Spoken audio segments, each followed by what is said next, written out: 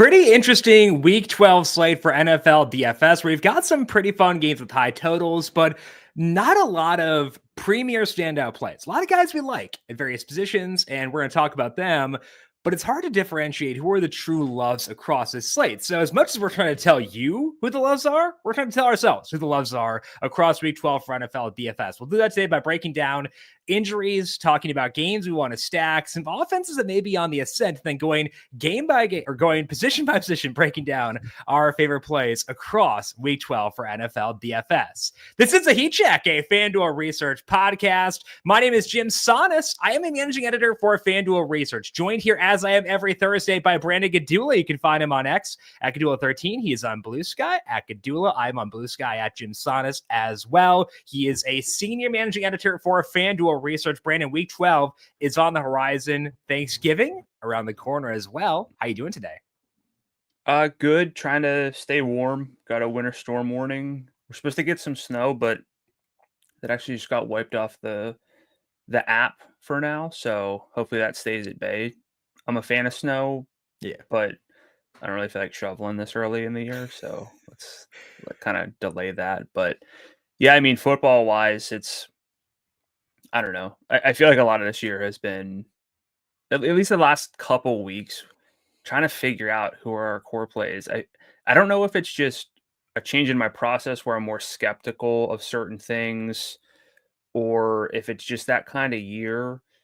But usually we at least have a couple, games we love to stack.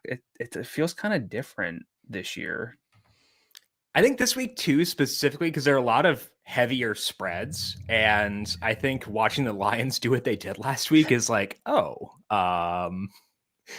maybe I should be higher on those offenses, expect us to score 90 points in a game. I think that kind of opens things up, and I think that for me, yes, it's a lack of loves, but there are also just a lot of likes, and I'm not a huge fan of that because I like to have like a tighter core when I can. I'd like to have like a clear read on who are the best plays. Maybe by the end of the show, we'll have a consensus. I feel like I tend to have a tighter core by the end of the show than I do at the beginning, which is good. So I'm going to use this as an excuse to whittle down my core for today. So hopefully you're okay with helping me do that process.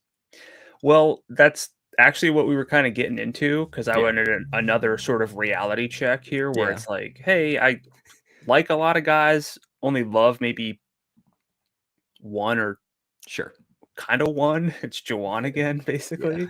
And making sure like I'm not being too harsh on workloads or matchups or whatever it is. And we kind of like a lot of the same guys, so maybe through this process we'll figure it out. But frankly, I think that's helpful too, because this is how we tend to figure things out as we talk about stuff. So hopefully people listening, if they hear us talk about it, they might say, oh, I like that, or they're not talking about this part. So maybe we'll get a comment or two on, a player that someone else likes that we don't. But I think it's going to be one of those weeks where it's a lot of, I don't even want to say if then, because I don't know, there's like a lot of injury contingencies to plan for. It's all right, here's what's staring us in the face as of Thursday. We got to figure this out. Yeah, we definitely do. Mention the comments. That is because we are live on YouTube every Thursday, 10 a.m. Eastern on this new FanDuel football betting YouTube page. 10 a.m. Eastern if you want to watch along. Send us comments throughout the show about some things you're considering, some guys you got question marks on.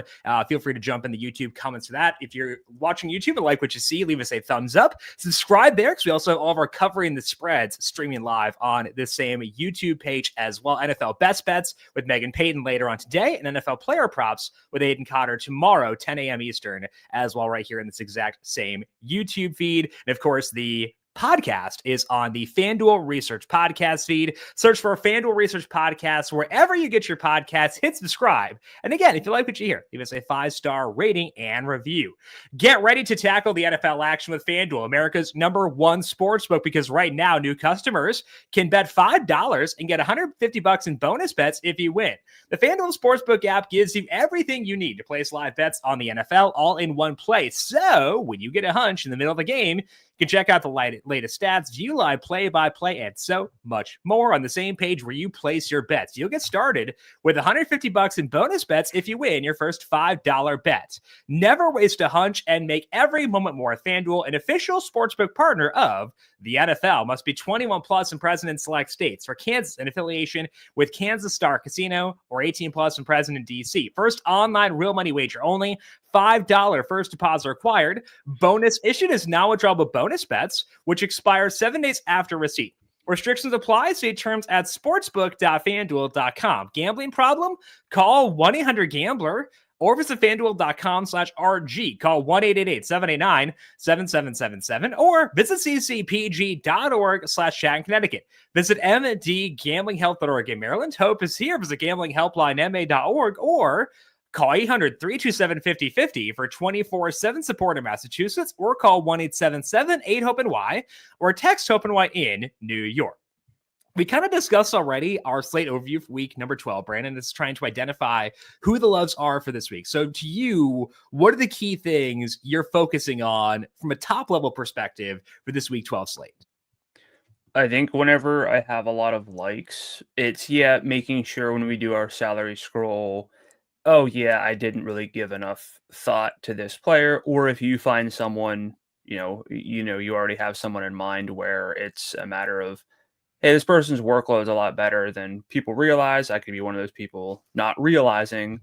But unless we get a lot of that, which I don't really anticipate, whenever you have a lot of likes, for me, it comes down to, okay, which games do I feel like can just go back and forth? And at that rate, I'll play the percentages, correlations, when we know that whenever scoring's up, we know what positions are correlated. I've done, research into that, but basically, if you think a game's going to have potential to score 65 points, you might just want to say, hey, I like these guys, but I think these few are in the games where I see that path, then I'll have to go there. So I think it's going to actually be kind of figuring out which games I feel best about. Yeah. And I think in general, it's a wise approach. For me, it's identifying, can I actually get down to the 7,000 range of quarterback, which I think I can as of right now. I do think there are some pretty good options down there, but also the FOMO is lower because there's no Josh Allen. He is on bye. Lamar Jackson plays on Monday night, so he's not on here either. There is no Aaron Rodgers. So that's one less high salaried stud quarterback to toss in the mix. I'm joking. It took you a bit there. But anyway, I think there's less FOMO with the high salaried quarterback. So I think I actually can justify spending down a quarterback in order to give myself more flexibility with my running backs this week, which I would like that flexibility. So we're going to check out all of that and dive in to the slate throughout today. Let's start things off, though, with the injury discussion for week number 12 and start things off on a positive note. That is that Isaiah Pacheco seems like he's trending towards a return this week. Practice last week, limited Wednesday this week, coming off a broken leg. And we love Isaiah Pacheco. Brandon, coming off a broken leg, $8,200. That's not a low salary. Good match for the Panthers. How are you handling Pacheco, assuming he's activated for this week? If he burns me, he burns me this week, I think. I don't see his workload needing to be anything substantial. The salary, not really. I mean, in a traditional Isaiah Pacheco situation, 8,200 against the Panthers, I wouldn't really have anything to say. I don't think he needs to get his typical workload. I don't think that he does. The Chiefs just kind of also, we don't need to spend too much time on here, but the Chiefs are just one of those teams where they're not going to show you everything. Like, I don't think they're going to make the playoffs. They would rather have Isaiah Pacheco healthy. So the path where he actually makes me regret not using him, honestly, I don't even see it unless they just pull a Christian McCaffrey and say, you're back to your usual workload. And I don't see that happening, frankly. I agree. I think they'll work him in, but I think it'll be worked in and not full workload right away because they're not going to need him against Panthers, frankly. And if his salary were lower, kind of like you alluded to, sure, I would take a swing. He was $6,000 last week. I would have happily taken him at $6,000 for sure, but not the case for this week. So hoping they can put up some points because I have the over in that game and need them to contribute a decent portion of that. But we'll not get there via Pacheco. Devontae Smith didn't practice Wednesday with a quad or a hamstring injury. Also set out practice last week. Did ultimately play there. So probably good to go. But what's your view of the Eagles against the Rams? You're going to talk about the Rams side later, but what's your view of the Eagles side? Yeah, I mean, really high salaries across the board. Jalen Hurts, 9,300, the highest salaried quarterback. Saquon Barkley's 10,000, highest salaried running back. It's not that I don't like Saquon Barkley. There's a ton to like, obviously. But it's not that hard to fathom like why you'd like Barkley. He's got 34 plus FanDuel points in 2 of his last 3. And I've been thinking about this, and I already know you're going to yell at me, so I have a backup example or player comparison with Barkley. But for very different reasons, he kind of feels a little bit like classic Derrick Henry, where he can flamethrower the slate, but there's an imperfection and there's a path to, if he gets me 14, like if he gets 130 scrimmage yards and like 6 catches, so like 16 points at 10,000, that's not really enough to justify. So I see the fear, like I see it, but, and again, it's very different. It's probably like an Alvin Kamara plus is probably the better example, like current where the yardage should be there, but he's got a legitimate problem with touchdown equity. He can score from anywhere on the field. So like, that's not lost on me, but Barkley's hard to get to. Hurts, I would love to play, but I'm not seeing enough value anywhere to sort of build around him. And like you said, maybe we can justify the 7,000 range at quarterback. So, I think for those two in particular, I am a little bit lower and go to the pass catchers, like AJ Brown's salary is 8,500. Again, I know that he's got the ceiling, but they don't throw the ball as much as I would like them to. They might this week, but it's like, I get it. I'm not down on them. It's just, I don't know how I'm going to play them. Yeah, I think it's beneficial that Brown's salary has come down to $8,500. That does help. So we know he can kill a slate on 6 targets, which is rare. He can. So I think that does help. And I'm not totally off him. I would say if Devontae Smith can't go, Dallas Goedert's salary is 81. I'm assuming he will go. So it's 61. Not a massive. Yeah, sorry, 61. Freudian slip there. $6,100 for Goddard. In that scenario, I would get there, but I agree. I'm not itchy to get to the Eagles as much this week as I typically would be. They are indoors, which helps for sure. But salaries, they know it's up there. Yeah. George Kittle, Midwest homecoming narrative, said he'll return this week after a 1-game absence due to a hamstring injury. I don't actually know if he's from the Midwest, but he played at Iowa. Therefore, I assume he is Midwestern. He's got kind of that Midwest farm boy strength too. Limited Wednesday in practice, that hamstring injury. Brock Purdy also played college in the Midwest, but more importantly, limited with a shoulder injury on Wednesday. It is his right shoulder, which is not ideal. Kyle Shanahan said he was sore. We'll talk about the 49ers in the bookmaker section. Sam Laporta got a full practice on Wednesday, meaning he should be good to return after a 1-game absence to the Lions. We'll talk about them in the bookmaker section. Mike Evans is planning to play this week after a 3-game absence due to a hamstring injury. He said he felt like he could have pushed to play in week 10, which was before their bye week. So I believe he's pretty healthy. What's your view of the Buccaneers against the Giants, with Evans likely back in the fold for this week? I like them well enough because there's really 2 players to consider. I mean, look, we're going to talk quarterback, so I'm not necessarily against Baker Mayfield. But Mike Evans at 8,000, you want to talk about someone who can burn us on a couple targets. He's got that potential. He's got a lot of touchdown equity. And, we haven't seen him much lately without Chris Godwin, but I have no real concerns about what his target shares can look like. He's at a 19% target share this year in just his active games, so it doesn't even account for, leaving games early or anything like that, with a 37% air yard share, and he's been targeted on 25% of his routes. Average is 20%, elites 30%. I would expect that to go up and up without Godwin on the field. 8,000, like that. And then Kate Otten, he's at a 21% target share for the full season, 27% since Godwin and Evans have been out. I expect that he still maintains a great role. 6,600 is not necessarily low. But I think the question here is, like, if you like the Buccaneers, you probably like these 3 names. And you can't like the running backs. So I can't get to Baker. But I do like Otten and Evans. Otten, I'm really curious what his target share winds up being now that Evans is back, because I think it'll still be high. You look back to early on this year, even when both Godwin and Evans were healthy, he was mixing in a pretty good amount. Looking at his game logs, that 10 target game for him came when Evans left early, but Godwin played most of the game. That was against the Ravens. And then obviously went berserk without them. The only down game was against Fred Warner, of course. So I feel like he'll still get a good target share, and I'm receptive to him at 66. I really do think Evans is fun, though, at $8,000. And I do want to like float one thing. Are the Buccaneers running backs kind of like the Diet Coke? Diet Coke might be better than regular Coke. This is a bad comparison for you. The Bud Light version of the Lions running backs, if Sean Tucker is actually out of the equation. I'm not saying I want to use him, but I kind of want to like float that theory because like it's a hyper efficient offense. Both these guys get work as both rushers and receivers.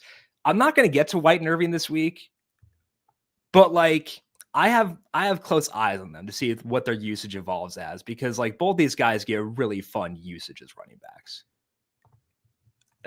I'm a little bit surprised that you're bringing this up. I've kind of like been okay with the idea of these names, but I think the salaries are too high. Okay. If I'm just being honest. I think that's pretty fair, frankly. You don't want to do the... Yeah, 68 for Irving, 69 for White. You don't want to do the box score scouting and just say, well, look at these FanDuel points, therefore they'd have no ceiling.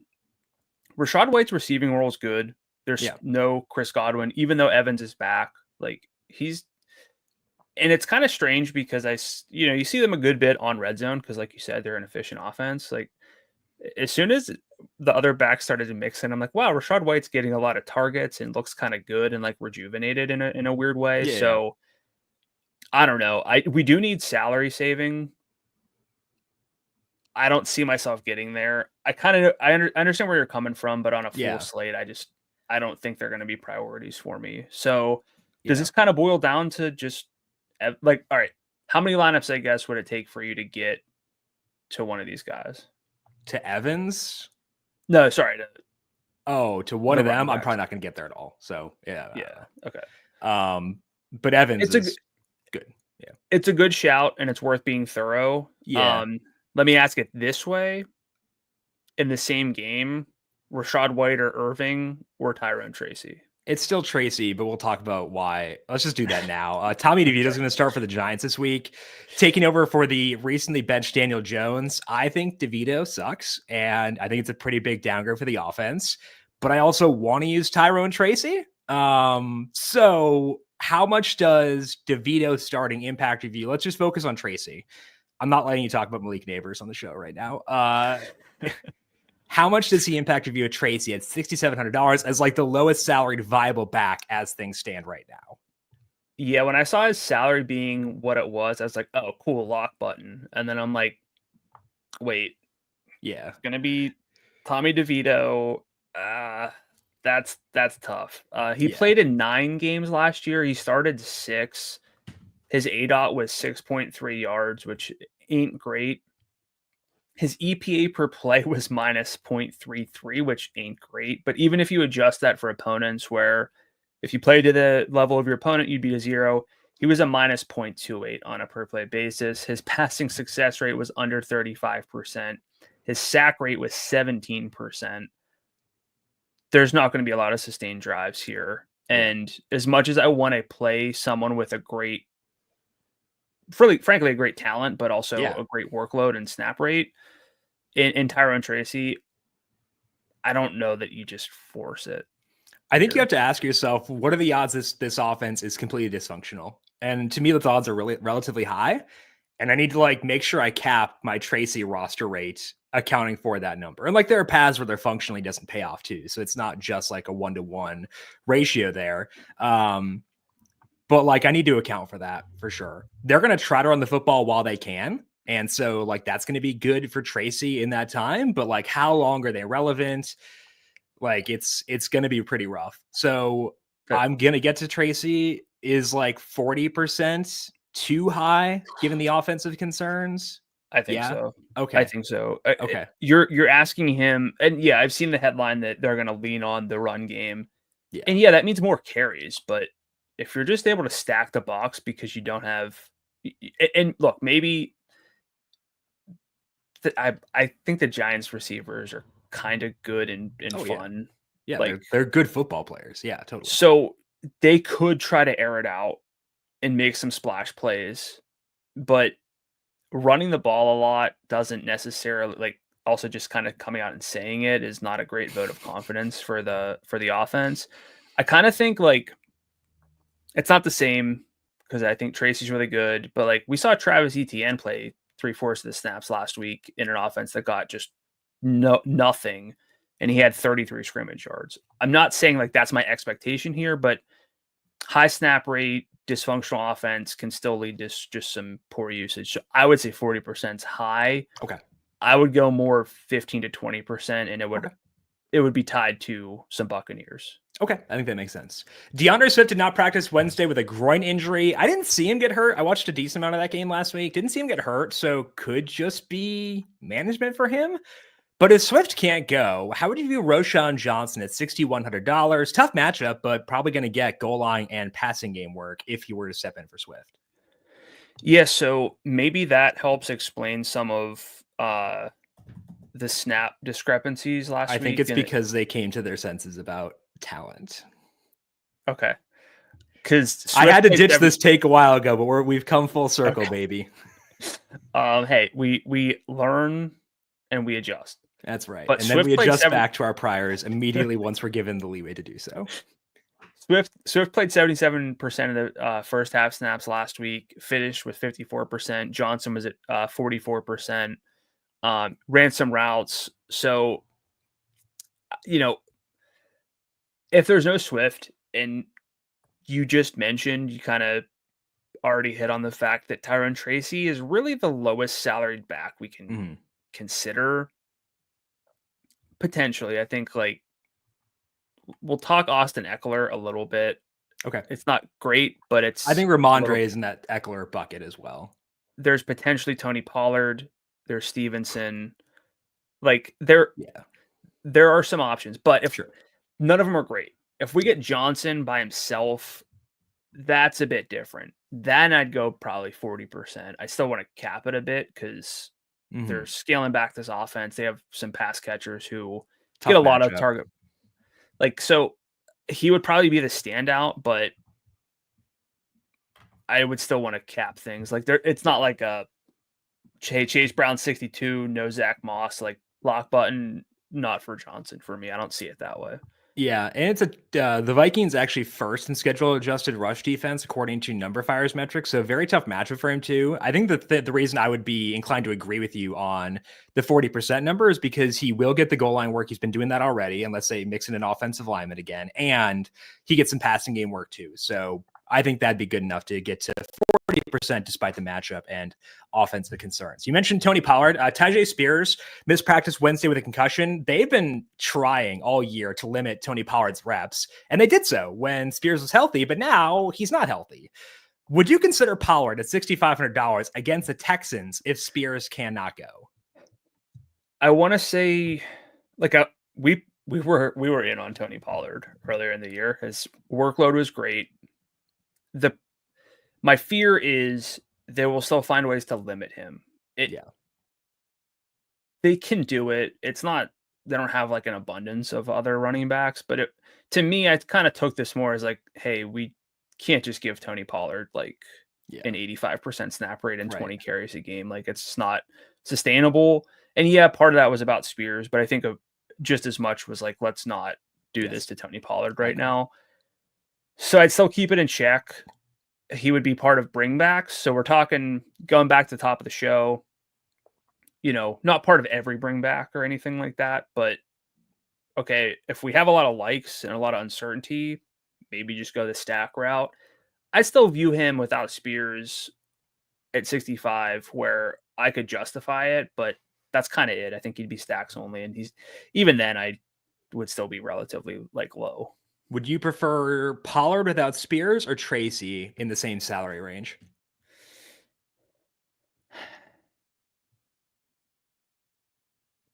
Pollard slightly. I would say, because I would think his baseline would still be, I mean, he's been what, like 55-ish. There's still room for that to grow. I don't think I don't know. Were you going to say, I don't think his offense is as bad as Tommy DeVito's? Because I endorse that take. I think it's a question mark. So I'm on board with that, man. You don't need to hold back here. We're talking to ourselves. We're all good. I think I'd also put him above Tracy, but I'd feel kind of bummed out about it. But I think that's the right move for sure. Noah Fant missed practice again Wednesday, meaning he may miss his third straight game. AJ Barner not facing Fred Warner this week. Wrote a bunch of routes with Noah Fant sidelined. We'll talk about the Seahawks and the bookmakers section. Cooper Rush will start again for the Cowboys. Jake Ferguson did not practice due to a concussion, meaning he is likely to sit. Any Cowboys for you against the Commanders, or can I safely ignore them as I feel like I would like to do for the rest of the year outside of, dang it, I talk about them next week on our Thanksgiving show?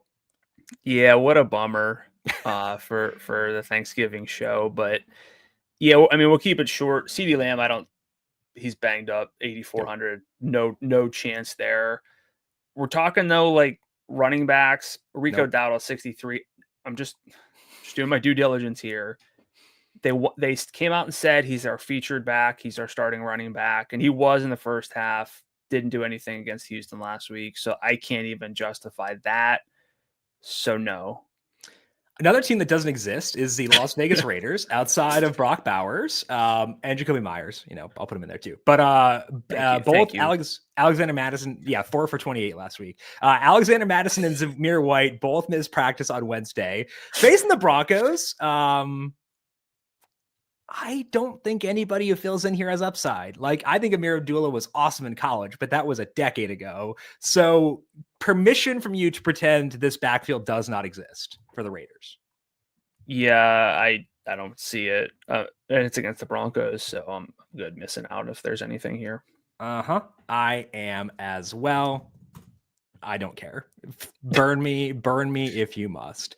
Let's go now to our bookmaker section for this week number 12 and begin things with the team that destroyed the week 11 main slate in the Detroit Lions, because they are once again in the highest total on the slate. That is as they take on the Indianapolis Colts. Right now at FanDuel Sportsbook, the Lions are favored by 7.5 despite being on the road, and the total in this game is up at 50.5. Now, Brandon, looks like Sam Laporta are going to be back for this game for the Lions, which does spread things out once again, but it's a good matchup again. So how high are you in the Lions after considering their salaries? And do you want to force a bring back on the Colts side? How can you not be high on the Lions at this point? And yeah, there's potentially another pass catcher in the mix, but this team is really concentrated. And typically I say the Lions, and maybe I'm just trying to change my tune ahead of the Thanksgiving slate, so I feel a little more optimistic. But typically with the Lions, I'm a little like, hey, there's too many. Amon-Ra St. Brown doesn't have the big play upside. He needs the volume. If the volume's not there, I mean, he's been phenomenal. Jameson Williams is like, hey, there's no such thing as it only takes one. But for Jameson, it's like it only takes 4 basically, and he'll probably have a good game. And then the running backs, there's frankly just been enough for both of them to be really good. It's really hard. Now, it does cap upside, but when you're talking with this much efficiency, they can still do things. I know we talked about Jahmyr Gibbs before, earlier in the week on Slack. I don't mind it. I'd rather play Gibbs than Montgomery every time. Other Thanksgiving, we'll talk about that because I'm sure there's going to be game theory in play, but I still don't think I'm going to be able to prioritize him. It would be easier if I liked the other side here. So all of this is to say, similar to the Eagles, I like them all. I don't know how much I'm going to get here, though. Who is the most likely Lion you're going to play? And if it's Gibbs. And how percentage-wise, like how many lineups do you think will be in? It depends how much value I get at running back, or I guess value I get on the slate in general, because his salary is 86, which is not low. And even though I'm probably going to be in the 7,000 range at quarterback, I still like it's still not easy to get back up there by any means into the 8,000 range at running back. So it's a bit dependent on what breaks the rest of this week.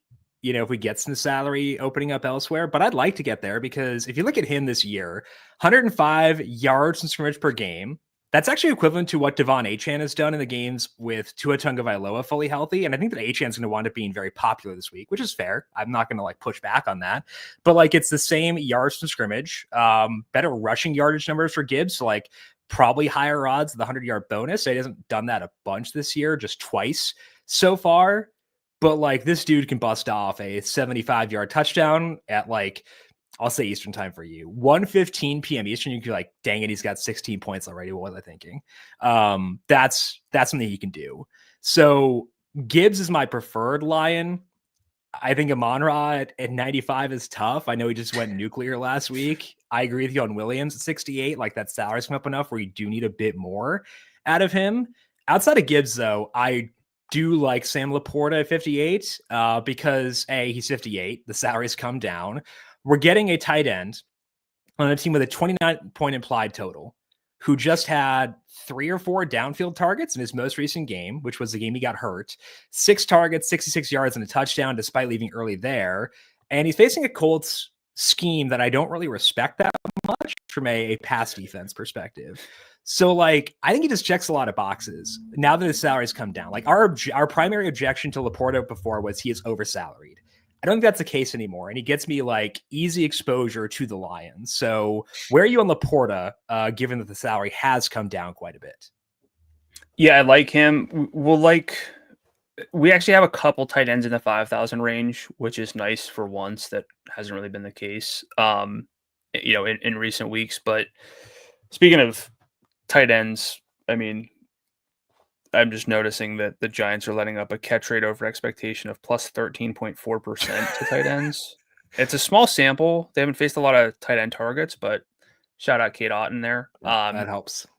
But I have Laporta and Cade Otton in a dynasty tight end premium league, so I have to start both this week, and I'm okay with that. But the Colts are third worst by that metric, plus 7.1% allowed. Laporta, yeah. Wasn't his salary 8,000 to start the year? He was pushing it, yeah. I knew it was at least minimum 7,000 for sure. Oh yeah, but I kind of feel like his salary was 8,000 because he was the tight end one last year. It was egregious. I know whatever it was, just couldn't do it. But yeah, the role's been better. The salary's lower. You're tied to such a good offense. It's a good matchup. It's a good game environment. Once again, indoors. So Laporta's probably the line I'll have most exposure to here. Yeah. Due to opportunity cost of position. Okay. And yeah, I've really changed I haven't changed my opinion that much on Laporta. I think the salary changed. The salary changed enough. Yeah. And I'm changing my opinion a little bit. So yeah, it's a nice intersection there. I know we're not going to be able to build around Amon-Ra St. Brown very frequently, but do you see enough from Jameson Williams that you want to get there at 6,800? Not really. I'm not his role didn't change a ton. Yeah. He came after the suspension, he came back to his usual role. It's just a matter of whether he catches those heaves and the scores. He does have a little bit of that Gibbs, like you said. It's 115 or 132, and right. It's Jameson Williams. Well, Gibbs' touchdown was at 115, and Jameson's was at 132. You're right. On his first target, because correct. He doesn't his first and only target went for 85 yards and a touchdown. Yes. So, but 68's kind of pushing it. Mm-hmm. He can still burn us. He's got that potential, but at the same time, if you're only getting 6 targets, there's only so much you can do. Yeah. So, I agree with that. And at a certain point, you reach breaking point. So it is what it is with him. Want to talk the Colts side of things here? Let's start with Anthony Richardson, $7,500. We can talk Goff too here. Quarterbacks overall in this game. I think Goff's salary is too high. I know he went berserk last week, but $8,500, he kind of needs to get you 412 and 4, which is what he got last week in order to burn me for not using him. So I'm not going to get there. I'm not super high on Richardson. I know that he played pretty well last week, but from an offensive scheme perspective, a lot of his passing volume, 30 pass attempts, a lot of those on late downs. They still didn't trust him on early downs. I think their early down first half pass rate was 35%. It was very low. So you just look at their pass rate over expected. No, I was responding to you. I was trying to pull this up. It I try not to was have really low. It's like, oh, I saw 30 pass attempts, and I'm like, cool. They must have like actually trusted him. It's like, nope, they didn't. He just got a lot of late down stuff that benefited in there, and that hurts me for the pass catchers too. So where are you in Richardson in golf this week? Yeah, like I know how dumb this is going to sound, but he scored twice on the ground and got us 28. Yeah, there was just the 32 yards. Like you want the rushing volume was good, but you need the passing production to be there and the rush. Like I don't know that there's going to be enough. I think there could be garbage time. Hey man, they're trailing. He's ran for 13 yards. Oh, he ran for another 15 because the Lions are just playing off whatever. That's also kind of only going to happen if it's close. If he's struggling. Like, and if he's struggling. So I'm not saying I'm out on him, but it's a different Anthony Richardson than it has been. It's a good defense. Yep.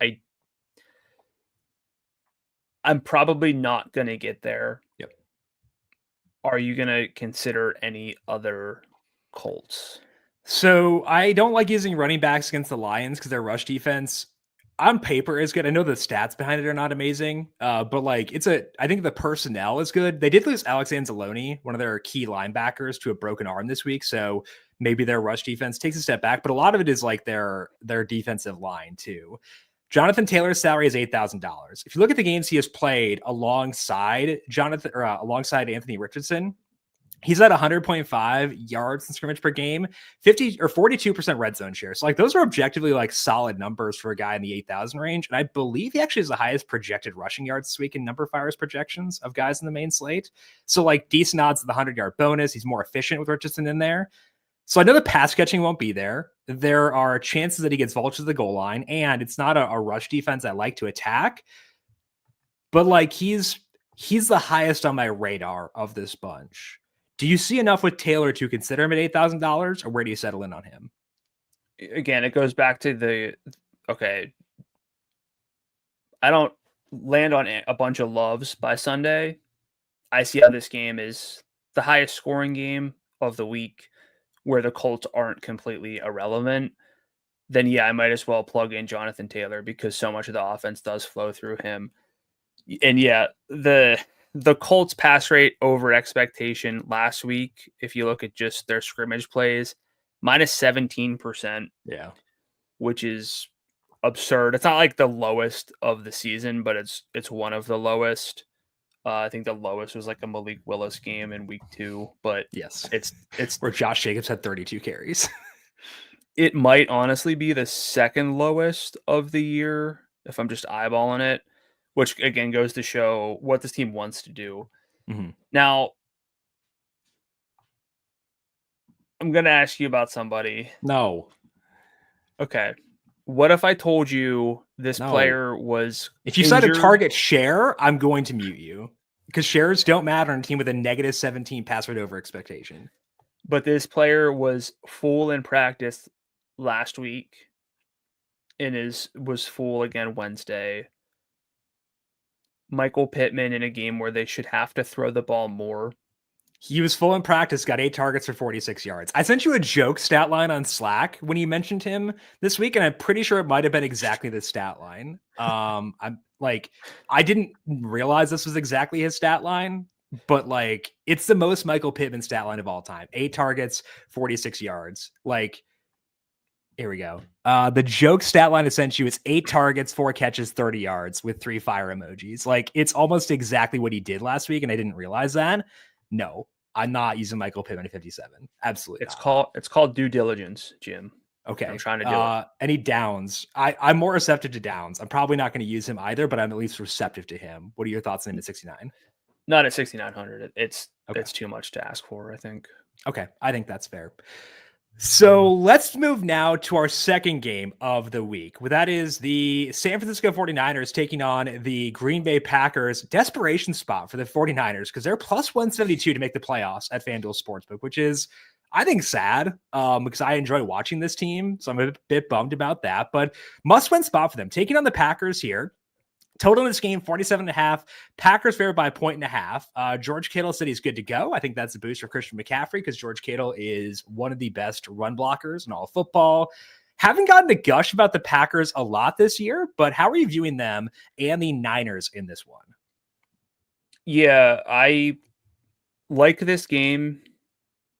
The Packers are really complicated, though, where we're going to talk quarterbacks in the 7,000 range. We have Jordan Love there at, 73? Yeah. Tough defense.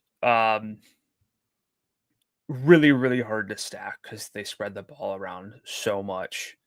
So if I played Jordan Love, I might honestly lean just playing him by himself and stacking up other games due to the fact that, yeah, there's a ceiling for the pass catchers, but Christian Watson did it last week on, I think, 4 targets and some crazy plays. Jaden Reed's really good, but I think his salary's still elevated. He's also 73. So it's not the worst approach, but I think my favorite Packer here might actually just be Josh Jacobs. His role's been pretty strong. His production's been, good enough. The salary at 76 is also something that you can kind of get behind. So I don't know if he's going to be a traditional running back love for me, but he might be in the top 3 this week based on salary, based on his role, based on the game being pretty good. So where are you with Jacobs? Is he your favorite Packer for the week? You said top 3. He might be my RB1 right now. $7,600 for Josh Jacobs this week. He's at 103 yards from scrimmage per game, and the games he's played with Jordan Love, so omitting the 32 carry Malik Willis game. 103.1 yards from scrimmage per game, 80.5 rushing, 22.6 receiving yards per game in that time. And rush defense for the Niners has been a bit of a touchy subject, 20th against the run, according to Number Fire's metrics. Jacobs is at home. Tight game script here, high total, an offense that we like in general. And he's the one guy who gets like a pretty good concentrated role. So is it out of pocket to call Jacobs a consideration for my RB1 or no? No, because there's not like, I think if I was just saying, oh, how could it not be Christian McCaffrey? But that's also implying that there's enough value to play McCaffrey and still like the rest of your lineup, which doesn't exactly exist so far. Yeah. Maybe we just say, hey, we're going to spend down at quarterback to get to McCaffrey, but I think Jacobs is in that conversation. And with how things are trending, I don't really anticipate Jacobs not being in my main lineup. Yeah. I don't know if we're going to get anything to shake out in a way where I get enough. And we talked about that 6,000 range. We'll talk about it more when we do the salary scroll, but you're still kind of hoping for things. Jacobs has had a role, and this is a big game for the Packers too. Yeah. As far as the passing game goes, I agree with you on Love, $7,300, where you could consider running him out there naked. But I think he was a guy we talked about last week or a couple weeks ago where I was like, okay, I want him to be just mediocre, so his salary comes down. No, baby, did it come down. He was $8,500 at one point. His salary is now $73. Last week, rushing touchdown for him, so it seems like that groin might be healthier now than it was before. And again, high total, tight spread. He is at home, facing a good defense, but like we don't care about matchups as much as a lot of people do here on the show. So I think Love is a really fun play. And I don't mind pairing him with the receivers because although they can disappoint, there is also pretty obvious paths to upside. Jaden Reed, 34 points. I think there was a return touchdown in there. No, he had a rushing touchdown, I think, back in week 1. But 34 points there. He had 27 in Love's first game back against the Vikings. So, like, there are paths to upside here. He's at 100 yards in 3 separate games this year. So, yes, he could get me 5 points. That's well within the range of outcomes. But, like, he also could go nuts. And I think the same can be said about Watson. I prefer Jaden Reed. I think his matchup is better, like a cornerback back versus receiver kind of situation. I prefer Reed there, but I'm receptive to Watson at 61, who has 4 deep targets in consecutive games and went for $150. Like you said, kind of fluky last week with the way he got there. But like does have juice again and is fun again. So I'm okay with both those guys. Neither as a core play, both will likely be tied to Love every time I use them, but like I'm going to use them at some point because I will be using Jordan Love at quarterback. That's the way I'd phrase it. Yeah, I mean, that's fine. I think what you're saying is receptive to them, which I am as well, but they're not close to anything where you're building lineups to get around Jaden Reed. I don't see how you can quite do that. We will build around Juwan Jennings, though. So let's talk about the Niners side of things. Juwan Jennings' salary is still low at $6,700, and he has 11 targets in consecutive weeks. Now, I think not a ton with them because Brock Purdy is not throwing deep as often now as he was earlier on this year, which could be tied to that shoulder injury potentially. But still, despite that, 90 yards in both those games for Jennings. Salary still low at 67. Is he the wide receiver 1 for you on this slate? Yeah, and I don't think you can really convince me otherwise. Yeah. Target shares there. He's a good player. It's a good game. Yeah, they are, outdoors in a colder environment, sure. But outside of that, there's not a lot to nitpick. And with the state of receiver this week, I just don't see anyone in that range who really compares. You're talking about like Jamison Williams, who you're hoping gets 6 targets. Jennings is, his target share is great. You're kind of, Xavier Worthy, you're kind of hoping that they finally figure out how to get him the ball. Maybe he can figure out how to get the ball for himself too. And like there. The ball definitely got there. Yeah. Like DeAndre Hopkins, again, same. So like you're kind of convincing yourself on a lot of these other ones. Jennings, the only real like problem is that they're on the road, but this game matters a ton. Like what are they going to do? Like not get him involved? Come on. Yeah.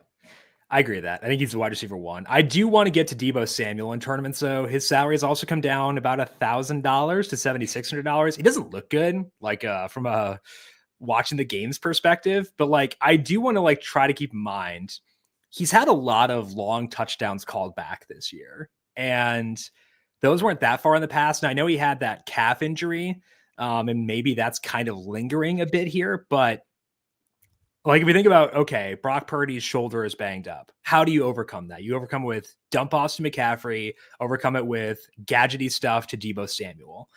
I think 76 is low enough where I want to get there because I don't want to be like, dang it, I forgot about Deebo Samuel's ceiling on Sunday. I think that's still there. I don't think he's a core play. Again, that's firmly Jennings. Jennings is the core play, but Deebo is good enough where I can be different without, I hope, being dumb. What's your read on Deebo at 76? Yeah, kind of weird vibes from Deebo as well, which he's choking dudes on the sideline, so that's fair. Like, be nice to people. Like, come on. It's no excuse, basically, but we can move past that. Like, I don't know. His role is not really drastically like different. He's still kind of getting involved in certain ways, but that explosiveness, and maybe it's just, hey, all of his long touchdowns have been called back, and that's all it's missing. But I don't know. I'd kind of put him in the Jaden Reed bucket where it's just sure, build a Deebo Jaden Reed stack, and maybe this game goes nuts, and these two guys each have a 50-yard touchdown and then some. I get it, but if you couldn't convince me to play Deebo Samuel in like a more of a cash game build no. Like not even close. No, I agree with that. He's a firm tournament only play. Like I think a Deebo Jaden Reed stack actually is pretty fun. We talk a lot about like, okay, my highest conviction single entry lineup, they would not touch that. But like a lower dollar single entry, one of my like, yeah, sure, this could hit and you can go a little bit chalkier around that. I think that works. So I'm cool with that. Let's open McCaffrey, $9,500. Salary's fine, I think, frankly. Workload has been fine. Again, similar to Deebo, hasn't looked amazing so far, but he's getting work, has not scored yet. He should score eventually. Packers are 15th against the rush, according to Number of Hours metrics, so not a terrible matchup by any means. I think 95 is fine. I'm okay getting there. It's just a question of how much salary I'll have to get there. Where are you viewing McCaffrey this week? Yeah, I mean, you want to talk about your Deebo Samuels and his ceiling and everything. I think we could also be reminded of what Christian McCaffrey's ceiling is. He's played 89% and 93% of the snaps, hasn't scored yet, like you said.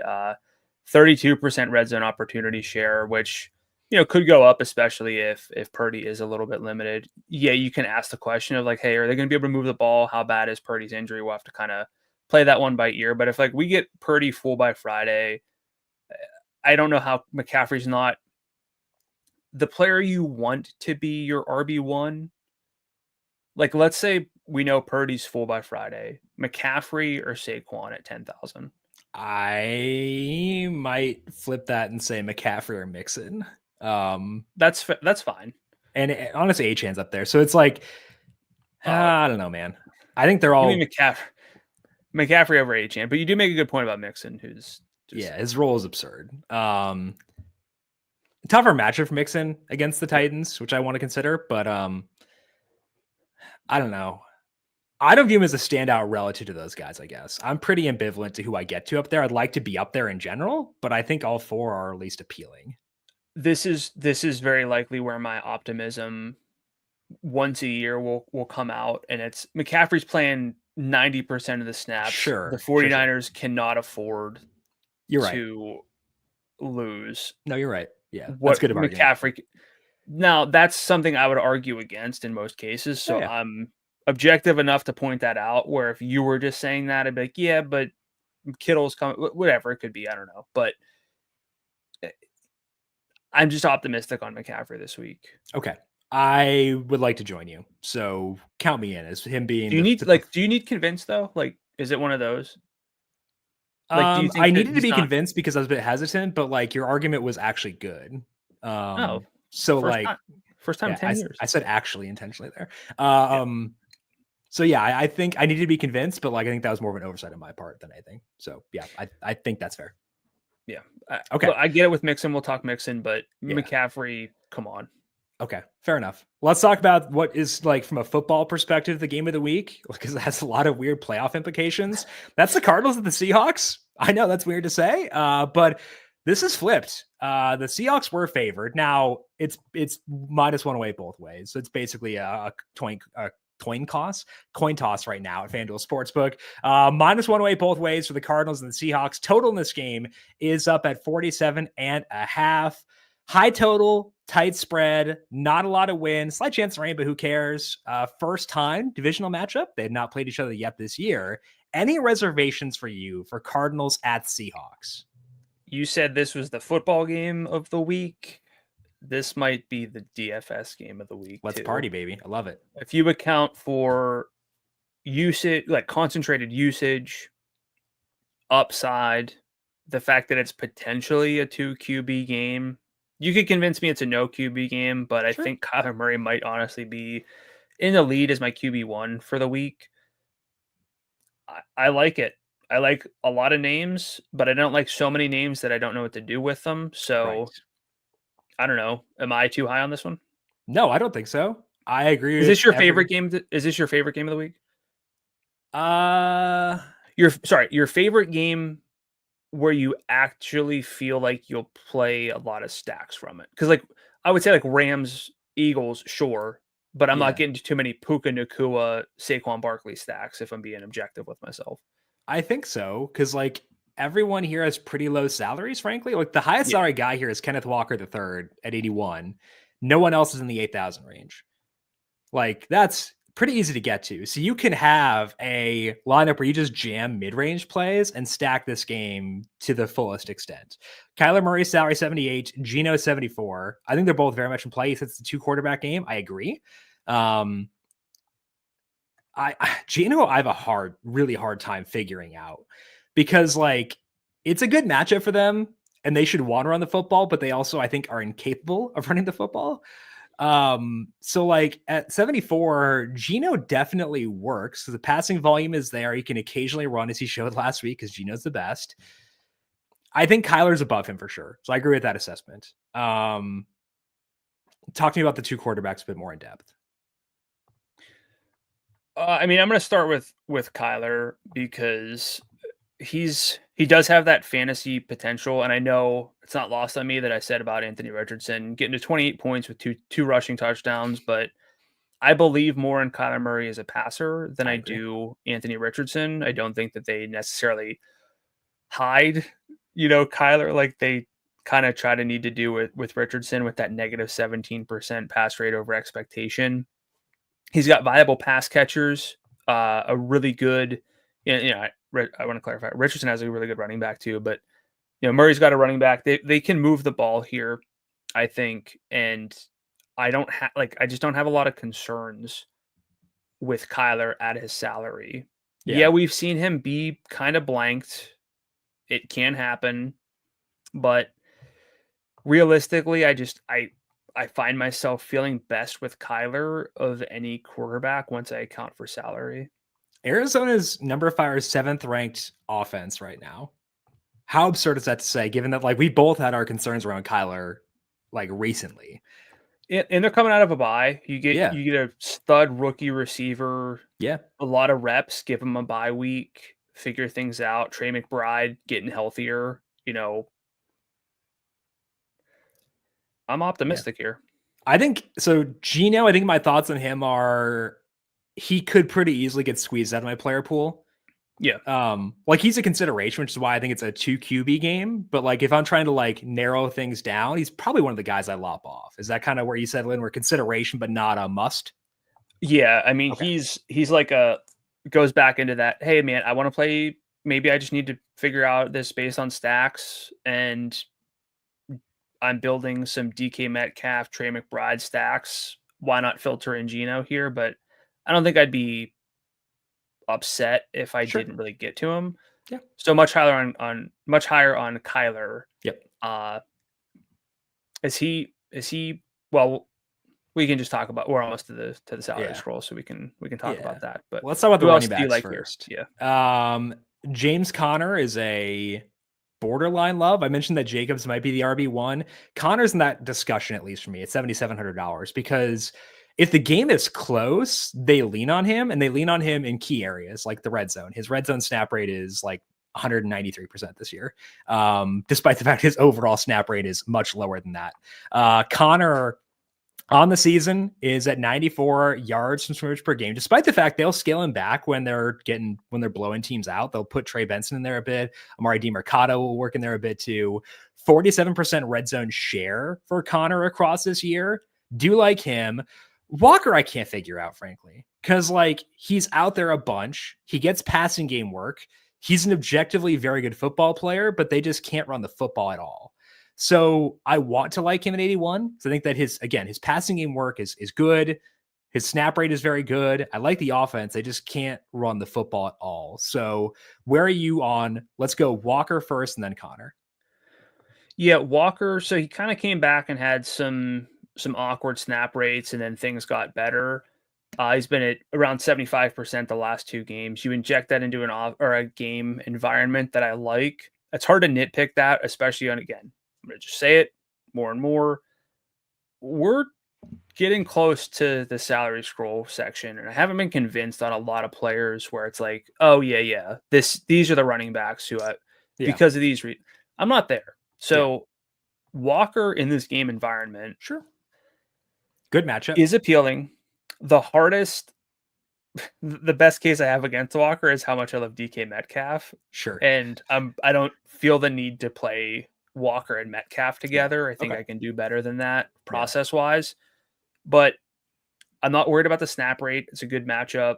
Again, game environment. So I don't want to overthink this one and kind of balk at a 75% snap rate guy who frankly does have multi-touchdown upside. I think he's a good football player. So don't want to overthink that one. Where are you with Conner, though? Top 3-ish for me, probably.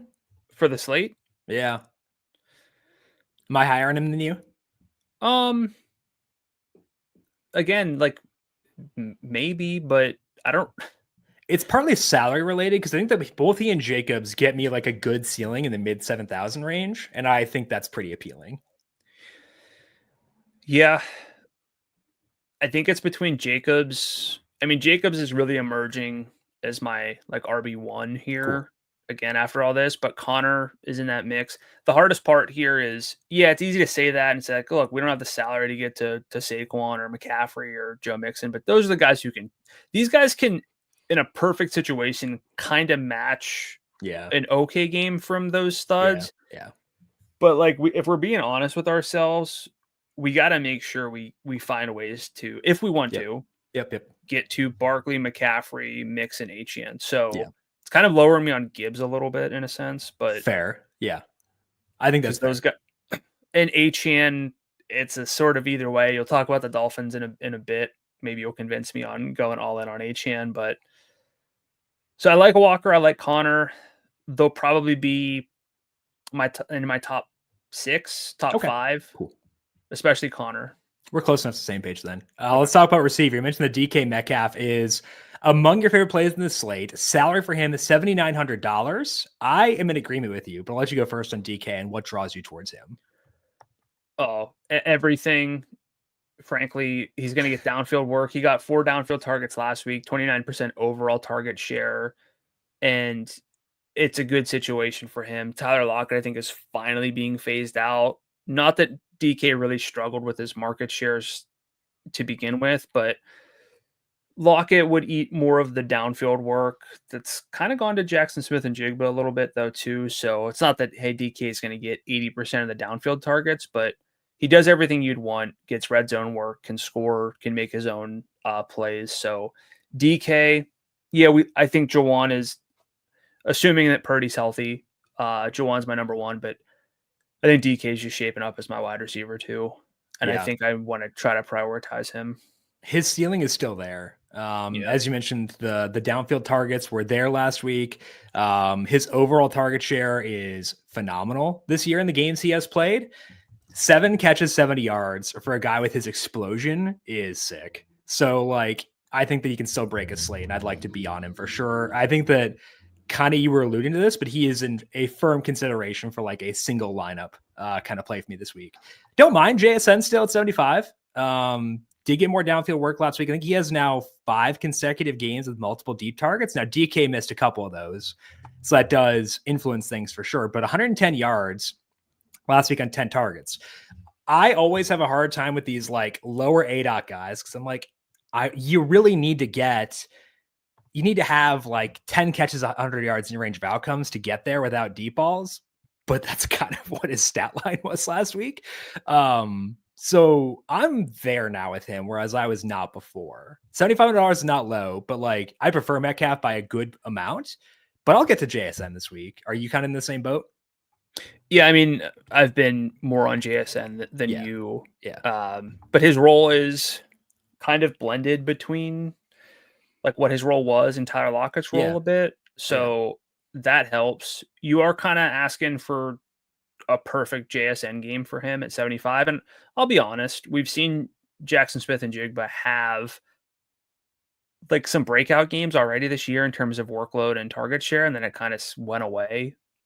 I want to be conscious of that. So if I'm stacking this game 10 times, or if let's simplify it, if I have like 10 lineups where I have a Seahawks receiver, it's still going to probably be like 8-2 with DK over JSN. Yeah, 7-3, 8-2 is right where I'd be. Yeah. So we're there, but with the salary discrepancy being so close, I want to make sure I'm conscious of that. Cardinals guys are Marvin Harrison Jr., 72, and then Trey McBride, 67.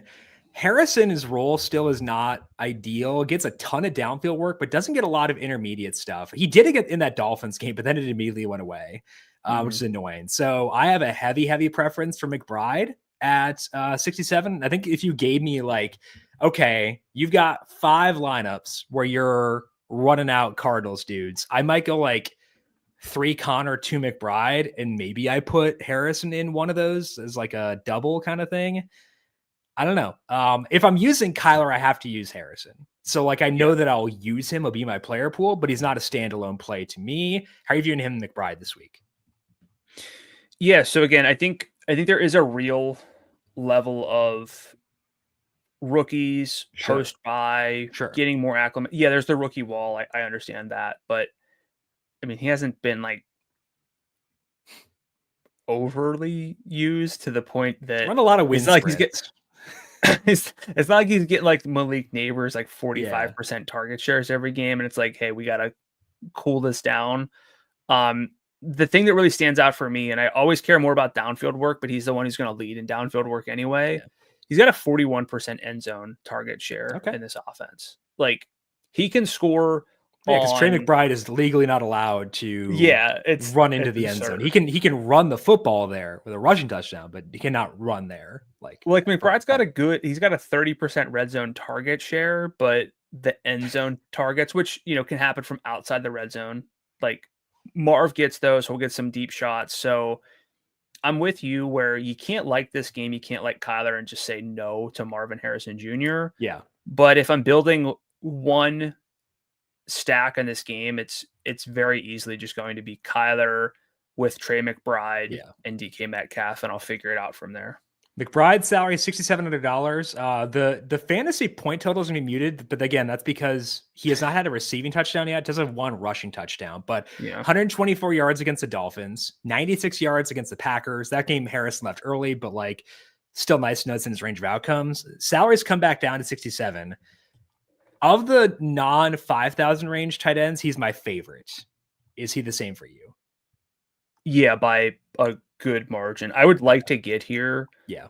Well, I mean, I like Cade Otton as much as the next guy, but maybe at some point I just say like play the guy who's actually going to score some touchdowns as well as get the targets. But again, it's injected into this this situation, this game environment. I'm going McBride. He's getting 2.4 yards per route run, which is pretty sick for a tight end. And I'm a firm believer in touchdown regression. So at some point we're going to get it for him. Yep. And you're going to want to be there whenever it happens. I mean, he's got like Zay Flowers as yards per route run. He could get that regression in one game. Like that could happen. If he gets you 90 yards and 2 touchdowns, that's breaking a slate. So I think that's important. Given his red zone role, he could do that. So I think that's important for sure. Okay, let's dig in now to our trends discussion for week number 12. Let's start things off with that Sunday night game. It is the Philadelphia Eagles at the Los Angeles Rams. You're going to break down this Rams offense since Puka Nacua returned. Puka Nacua, shocker, very good at football. What have the Rams done with Puka back in the mix? Because it is kind of a shock based on his draft equity, but he's only got 3 games this year with over a 50% snap rate.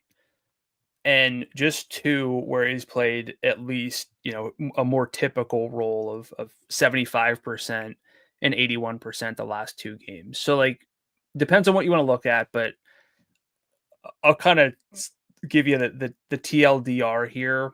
When Puka's on the field, he's getting targeted, and the same is true for Cooper Kupp. So like, it's really simple here, but according to Next Gen Stats, with Puka Nacua on the field this year, the Rams are averaging plus 0.07 EPA per play compared to a minus 0.10 without him. One of the bigger swings for a receiver that we've seen so far this season. Their success rate's 51% with him, 46% without him. Again, pretty noticeable change there. And you mentioned it already, but they're in that Sunday Night Hammer indoors, and these market shares are really, really concentrated. So over the last 2 games with Puka Nacua full, he's got a 32% target share, 11.5 targets per game, 110 and a half yards per game, 6 downfield targets per game. So targets at least 10 yards downfield. And his target per route rate, again, elite is about 30%. He's at 36.5%. Now the salary is up, so you're not going to be able just to sort of plug him in and say, like, figure it out from there. 86 is pretty elevated, but his role it more than justifies it. Again, 37% of his routes have led to a target. That's pretty uncharted. If that were to stick over a larger sample. Now, Cooper Kupp, I don't know why his salary is higher than Puka Nacua's, but it is at 9,200. So maybe you play the spend up to be a little bit different, but in terms of the workload, it's still great for Kupp. So let me get that part out of the way. over the last 2 games, 24% target share, still 4.5 downfield targets per game. It's not like he just gets these bunny targets. 8.5 overall targets per game, 93 yards, a touchdown per game. His target per route rate's 27%, so not nearly 37%, but still high. And we've seen Puka Nacua with the 33% red zone target share. Kupp's getting a quarter of those targets in this span. So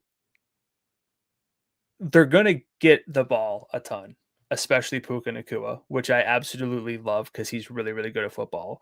But even if you open up that sample to all 5 games with Nacua, and Nacua's got a 57% route rate in this split because like he's had 2 games where he's been really limited. Kupp's at a 31% target share, Nacua's at 21%. So maybe you say, hey, look, like these guys are going to combine for about a 55% target share long term. We've seen that happen. Would not surprise me. But then it's just a Marcus Robinson next up at 14%, even with Nacua limited. So I don't love that. And Nacua in this spans at 34% target per route rate with Kupp at 33%. So again, they're the 2 guys. They're in a game that we like. They're indoors. Salaries are up, but Puka Nacua in a great situation. Philly does have some interesting splits against receivers. They're actually first in yards per route run allowed to wideouts. But if you look at who they've actually played, it's not a lot of big names necessarily. And if you kind of pick out like the true wide receiver ones, some guys have gotten there. They've only faced double-digit targets from 3 different receivers so far this year. And something tells me Puka Nacua and Cooper Kupp can get double-digit targets. So I won't read these all off, but like Jaden Reed had a good game against them, 138-1. Mike Evans on 8 targets, 94-1. Darnell Mooney had a good game. Olave, Godwin, Jamar Chase, pretty solid. So they are gettable. I don't want to overthink this one. We're talking quarterbacks in the 7,000 range. Matthew Stafford, kind of reasonable, 72 if you think he just has that passing upside. He's not a primary quarterback play for me, but I'm open to it. And finally, Kyron Williams' his salary's down to 83. So it's no surprise after all that. I really like Puka Nacua, and I'd like to get there. You do have to compare him to the other running backs at similar salaries, just if you're being honest about yourself. But Puka in a vacuum, I know we're gushing over Jawan Jennings. We really like DK Metcalf. Nacua has a claim to be the wide receiver 1 for the slate. Are you that high on Nacua? How do you view this offense? Yeah, I'm high on Nacua. I agree with your thoughts on Kupp that I don't know why he's 92. So I'm not going to use Cooper Kupp at all this week, and I don't like you burn me. I think we're gonna get some questions about like Quinyon Mitchell, the cornerback for the Eagles, who's come on and been like a force because like he played an island game last week on Thursday and he shut down Terry McLaurin. The issue is that Quinyon Mitchell does not shadow. He doesn't move. He's played 98% of the snaps as the right cornerback according to Next Gen Stats. And Cliff Kingsbury's had a good year as the Commanders OC. He does not move Terry around. I think that was a pretty big mistake in that game. But Sean McVay is going to move Puka Nacua around. So I don't care a ton about Mitchell specifically in this game. That allows me to be high on Nacua.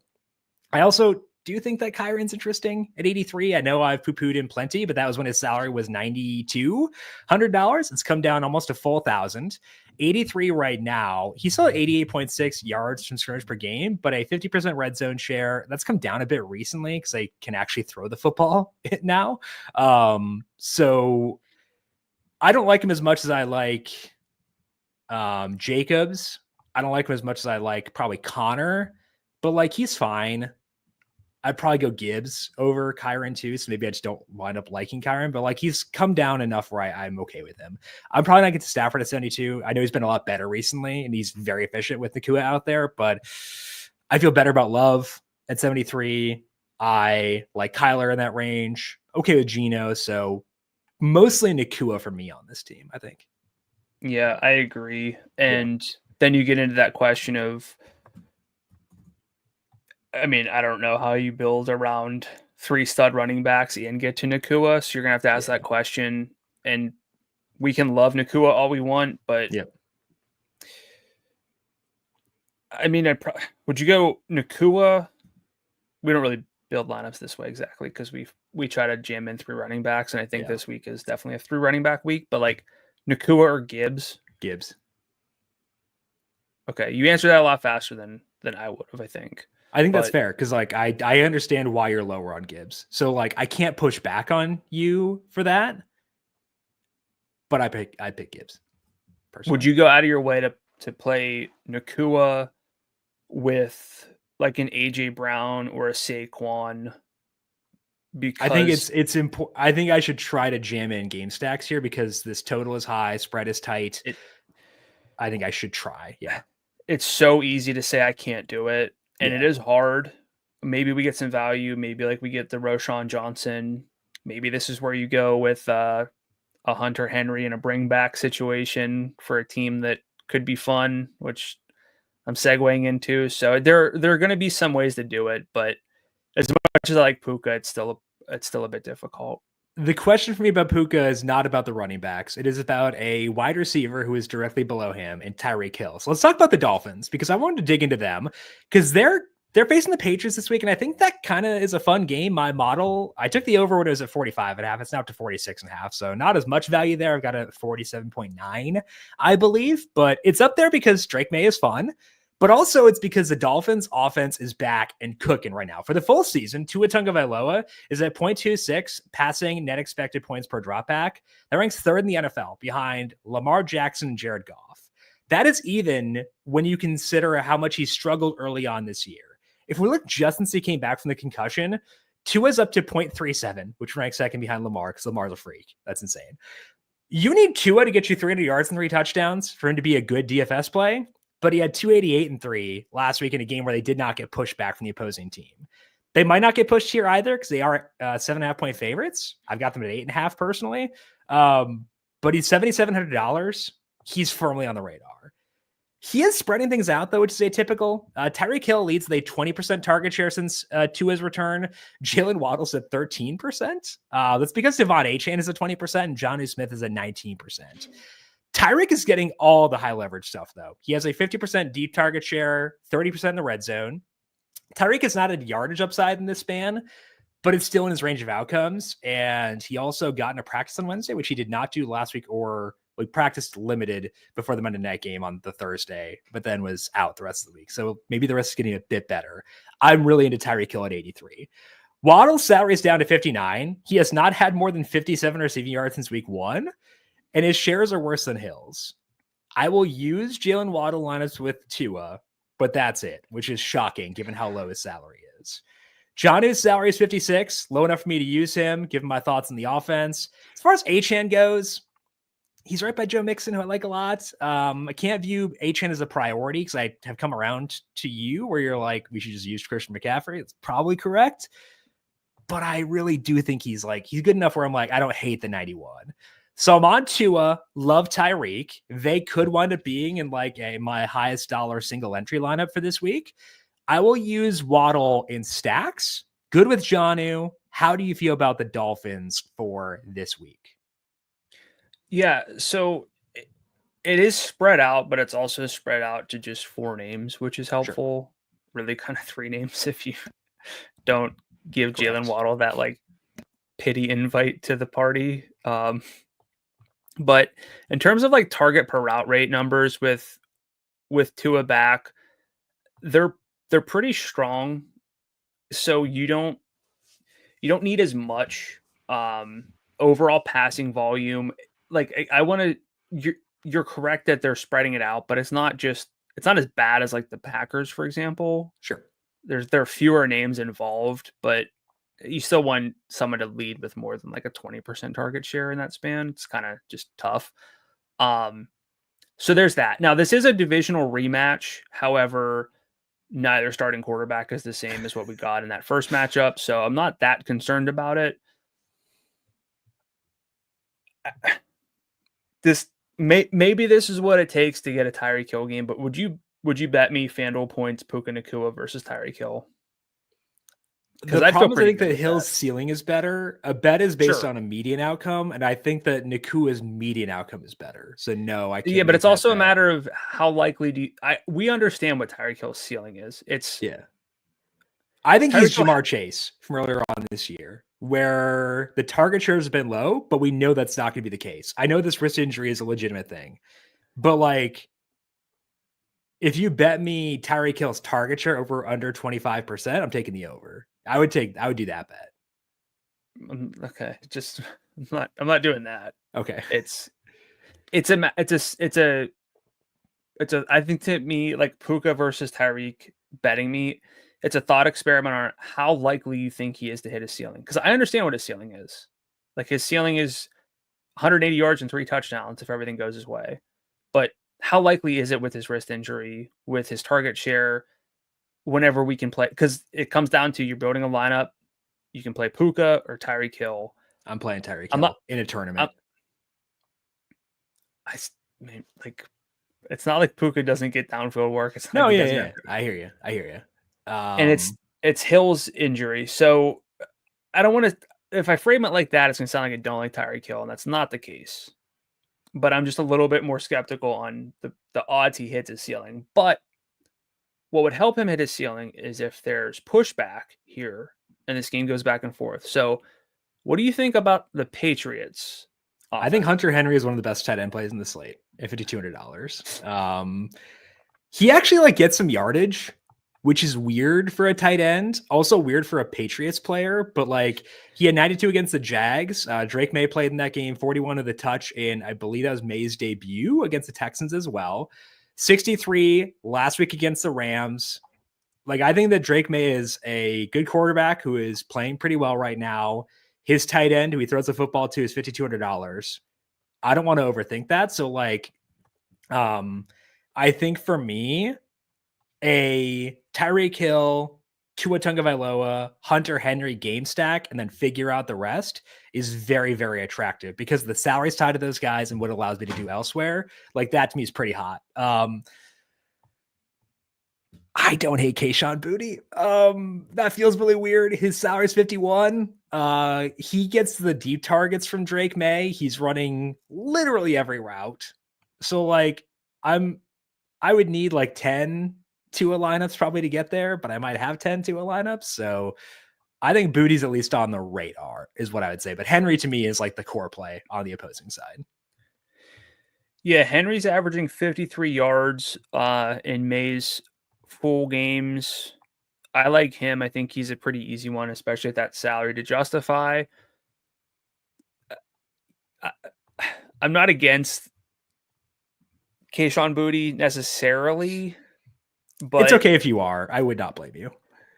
I get it. He's got a 33% air yard share in that span. They could need to push things, but I think the potential of a true eruption game, he's not getting us 100 yards unless he has a busted play, probably. Yeah. So there's that. And the salary's only 5,100, but I guess you could do worse if you're really trying to get to a Saquon Barkley or McCaffrey or Joe Mixon kind of situation. So there's at least something there. But I kind of like Ramondre Stevenson too. Okay. Talk about him. $6,400. I mean, he basically they tried to bench him and it just didn't work. He's had at least 72% of the snaps in 4 straight games. We know he can get he can get targets. I think he's got a path to yardage juice in a sense, in a game where they're going to be trailing and probably giving him dump offs. And his red zone snap rate's good. His red zone workload's fine. So Stevenson, I don't know if I'd play him and Henry together. Yeah. And because I'm kind of only thinking there's 1 to 2 touchdowns here. So where are you with Stevenson? Does he do enough to move the needle for you or no? Well, if you think the Dolphins get pushed back in this game, I think it makes sense to include him in game stacks because he has a 47% red zone share since he became the starter again. 24 adjusted opportunities per game in that time, which is a very good number. So yeah, I think that I should probably get him in game stacks too. Again, Tua, Tyreek, Ramondre game stack also works, and I could go to Jonnu because I probably should have 2 pass catchers with Tua, given that he's dependent on passing game work. So like I could just put Jonnu in there too. That again is going to get me to like McCaffrey, maybe even like a McCaffrey, Jaden Reed, or McCaffrey, Josh Jacobs stack. So yeah, I think that this game is pretty attractive to me relative to salary for sure. And that does include Ramondre. I agree. I think there's a path to this game being good. You're a little higher on it than I am. You're a little higher on Tyreek's probability to hit his ceiling than I am. Am I higher on Tua than you or no? I think so. Okay. I understand the case for it, but we'll have to talk about him in context of the other quarterbacks, which we might do here in a second. So first, got to mention that there is wind in just one game for this week. That is for the Bucs and the Giants. Kind of a bummer for Mike Williams. If it stays at 14, which is where it's at right now, I'd bump him down a bit. I would prioritize Tyreek over him. I would prioritize Metcalf over him in that scenario. But Mike Williams? Mike Evans. Sorry, you're right. I did. I was like, wait. No, I did. I would still like to get to some Mike Evans, but the wind would lower me a bit on him for sure. Let's now go position by position, breaking down our top plays on FanDuel for this week. Let's begin things at quarterback. We began things, Brandon, by saying I would like to be able to get to the 7,000 range at quarterback and feel good about it. I still feel pretty good about it. Where are you on quarterback as a whole this week?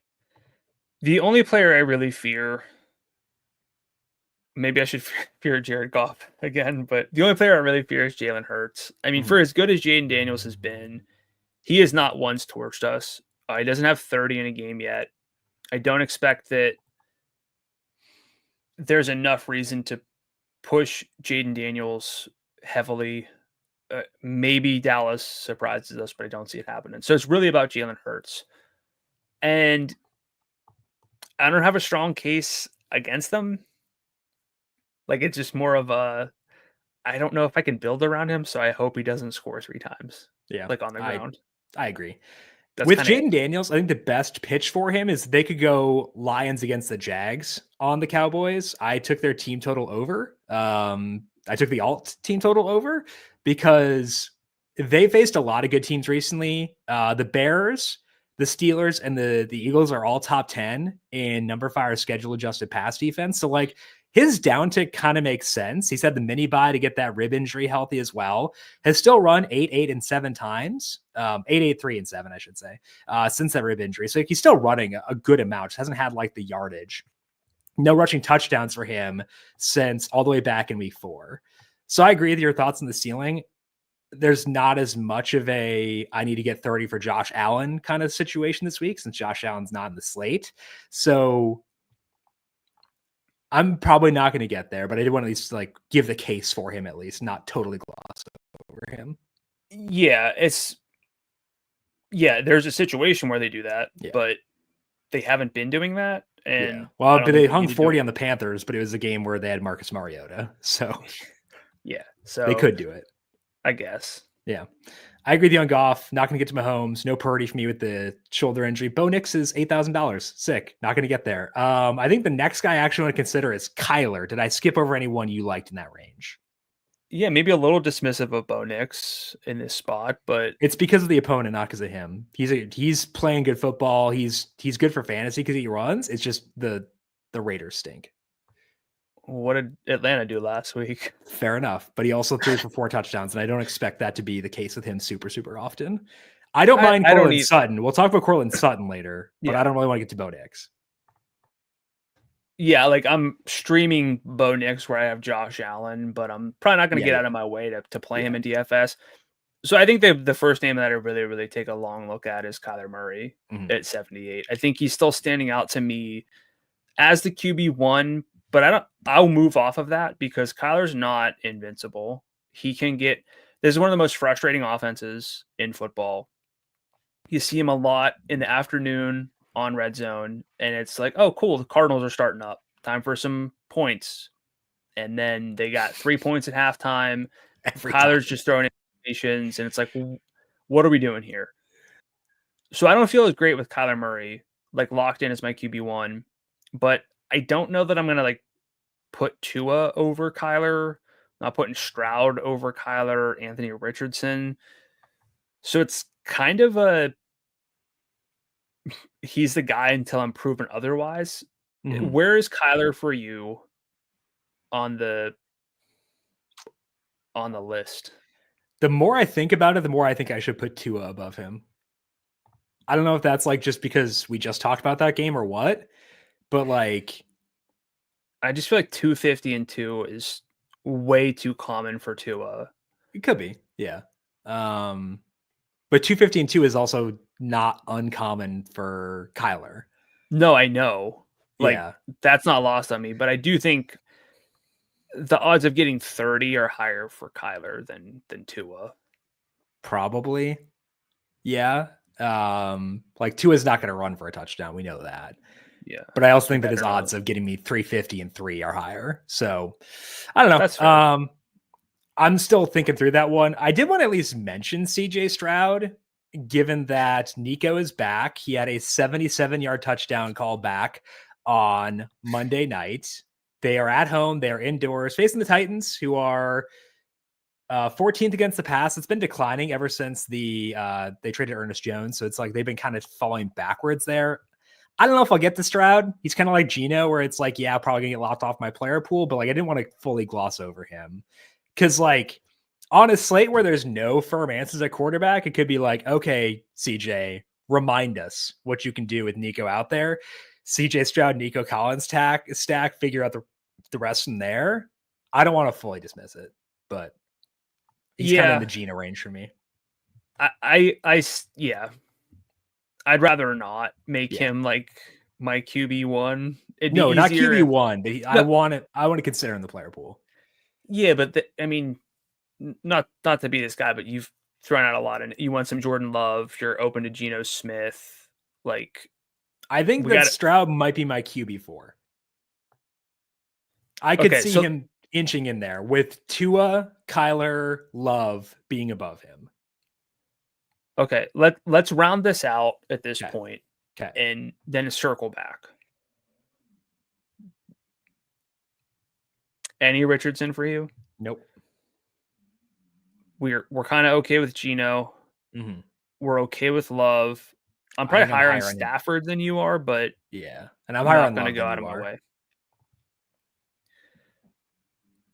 I think Love can get me a lot of passing yardage in this game.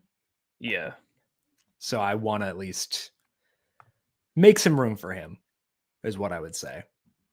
Just because that game is really fun. Any consideration to a Drake May? I considered it, yeah. I didn't get there, but like the rushing's pretty good. He can get me a rushing touchdown. Honestly, if he got me like 2 rushing touchdowns, like I'm not going to be flabbergasted. So like, yeah, I don't think he's off the radar by any means. Okay. I think that's it. All right. Give me your loves.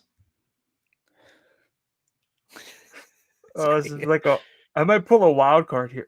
How is it after all of this convince me that it's not Jalen Hurts and figure it out from there? Salary. And I need, because I don't have value at running back right now. And he's $93,000. And I have 7,000 range quarterbacks who can do something. I'm still going Kyler number 1. Okay. I think Hurts could easily be someone that we need to prioritize, but I'm warming up to Tua is my QB2, just in the assumption that the passing will be there. Okay. But I don't love it. It's probably the worst I've felt at quarterback all year, honestly. Yeah, I agree. I'm going to make sure I have a Stroud Nico stack in single entry for lower dollar single entry. I'm going to do that. So who are your 2 loves? My 2 loves are Kyler and Tua. Okay. So I'm probably there with you, but I think I might be selling Jalen Hurts a little bit short. Fair enough. Which I understand. It's salary based, but the probability of his getting a rushing touchdown is quite Who's phenomenal. the bigger priority between Jalen Hurts and Christian McCaffrey for you? So it's like, okay, it's Hurts versus Tua and Kyler, or McCaffrey versus like Josh Jacobs and James Conner. Yeah. It's a conversation. I'm not convinced that it's not Jalen Hurts. Sure.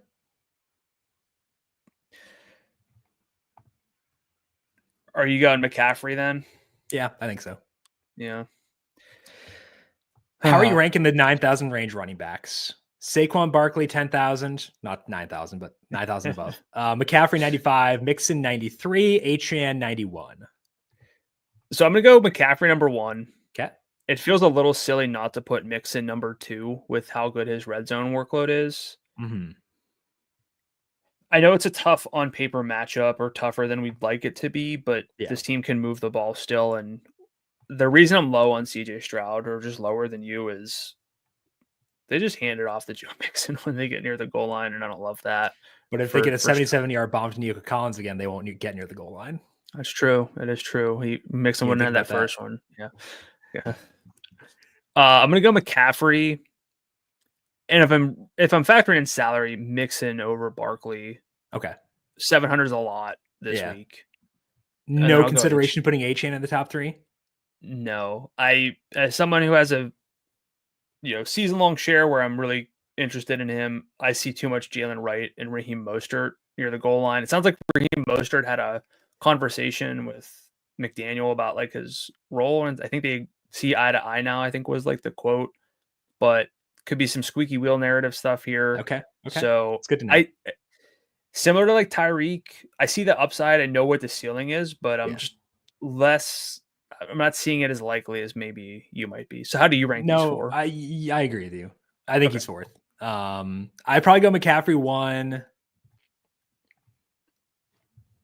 Man.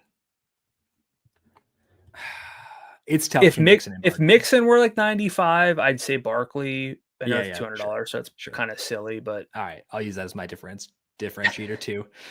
After having discussed the rest of the slate, how do you feel about Jahmyr Gibbs now at 86? Before we just move on, do you like those 3 names with Mixon, Barkley, and McCaffrey enough to say, like, in a perfect world, you're getting to one of them in every lineup, or is it that not really every lineup? No. Okay. Because like I want some Hurts, I guess. Yeah. And I don't think I can do both. So not every lineup, no. Okay. But like I'd like to get there. After having discussed the rest of the slate, where are you on Jahmyr Gibbs, 86, and Kyren Williams at 83? I'm higher on Gibbs than Kyren. Same, yeah. Due to the fact that Gibbs can get me 150 yards, and I don't say the exact same number. Yes, that Kyren can do that necessarily. Over 2 games, he might be able to. It's about his average, right? 160, like I guess 170-ish for 2 games. So Gibbs over Kyren for me. We're just disrespecting David Montgomery, but who? I'll see you on Thanksgiving. Yeah, David. We'll talk then. I can't do it on a main slate. No Pacheco. I think Walker is interesting. Kenneth Walker, Jonathan Taylor for you. I go JT because his team can actually run the football. It's a tougher matchup for him, but like his team is capable of moving the football on the ground. I don't think that's true with Kenneth Walker the3rd. Yeah, I should probably lean Taylor there, but I like that Arizona Seattle game so much. Yeah, that's fair. But I want to get there via James Conner instead, though. That's fair. Oh gosh, there's just too many likes again. I can't. It's hard to narrow it down because there's a. What are the odds that Brian Robinson Jr. has a 4 touchdown game on Sunday? It's not 0, right? It is not 0 at all. Definitely not 0. I think he's really interesting. If this were I would say like it's a quote unquote bad running back slate, not because there aren't options, but there are too many options and no one really separates. I can't, like, as much as I like McCaffrey. Yeah. In the back of my head, I'm like, that means you don't like Joe Mixon as much, and he gets 60% of the red zone work or something absurd. It's not 60, but it's high. It's 59.8%. So literally 59.8 is full games. I thought it was like 56, but no, it is full games. Way around. You omit the game where he hurt his ankle. It's 59. No. I didn't want to misspeak, but no, you're right. Either way, it rounds up. So I'm not going to get to Robinson, but I did want to at least again like good matchup. I don't think he can burn me as much as like a Jacobs could burn me, and that's why I think I skip over him. Correct. Josh Jacobs still RB1? I think so, based on the fact that his salary is reasonable. Yeah, it is. And we haven't talked about this, but there's no value at receiver that I see really. So, yeah, like I can talk myself into some, but yeah, talk yourself into is different than like, okay, Correct. These are kind of our guys. There's Correct. nothing even close to that. I don't think I had any notes on anyone who had a salary below. I had two notes on guys below 6,000. One was Kayshon Boutte, which I'm not. That was right. I had to have notes, so I knew what to talk about there. But sure, yeah, I like Jacob 76. I think he has to be. Yep, number one. Connor still top 3-ish for you or no? I think by default, yeah. Sure. Okay. I'm getting dangerously close to building a really balanced lineup, which I don't typically love. Yeah. It might be necessary this week. And like there are a lot of guys in the mid-range who actually have juice, which is kind of what we need. Yeah. Okay. Scrolling down in the 7,000 range, Aaron Jones is at 73. Chuba Hubbard is Jonathan Brooks this week, so I'm not going to get there. We got the Bucks guys. 7,000 range, though, like they're trying to scale back Aaron Jones for good reason. He's not like the most durable back. Mm-hmm. So I don't really see anything else in 7,000 range other than the guys we discussed. I don't either. Okay. Even if, like, yeah. 6,000 range. We'll skip over the Bucks guys. We talked about them a bit. Not getting there. Tyrone Tracy, 67. You mentioned Austin Eckler, 66. Played a bunch alongside Robinson last week. Both had over half the snaps last week. And Eckler, Washington defense and special teams stack in case he accidentally scores a kickoff return touchdown, which he could do. Tony Pollard, 65 if there's no Spears. Ramondre Stevenson, 64. And then Roshan, 61 if there's no DeAndre Swift. I think I kind of want to just not commit to anyone here. And this is like your least favorite thing, but like kind of like just rotate through the value guys, keeping my like exposure low to all of them.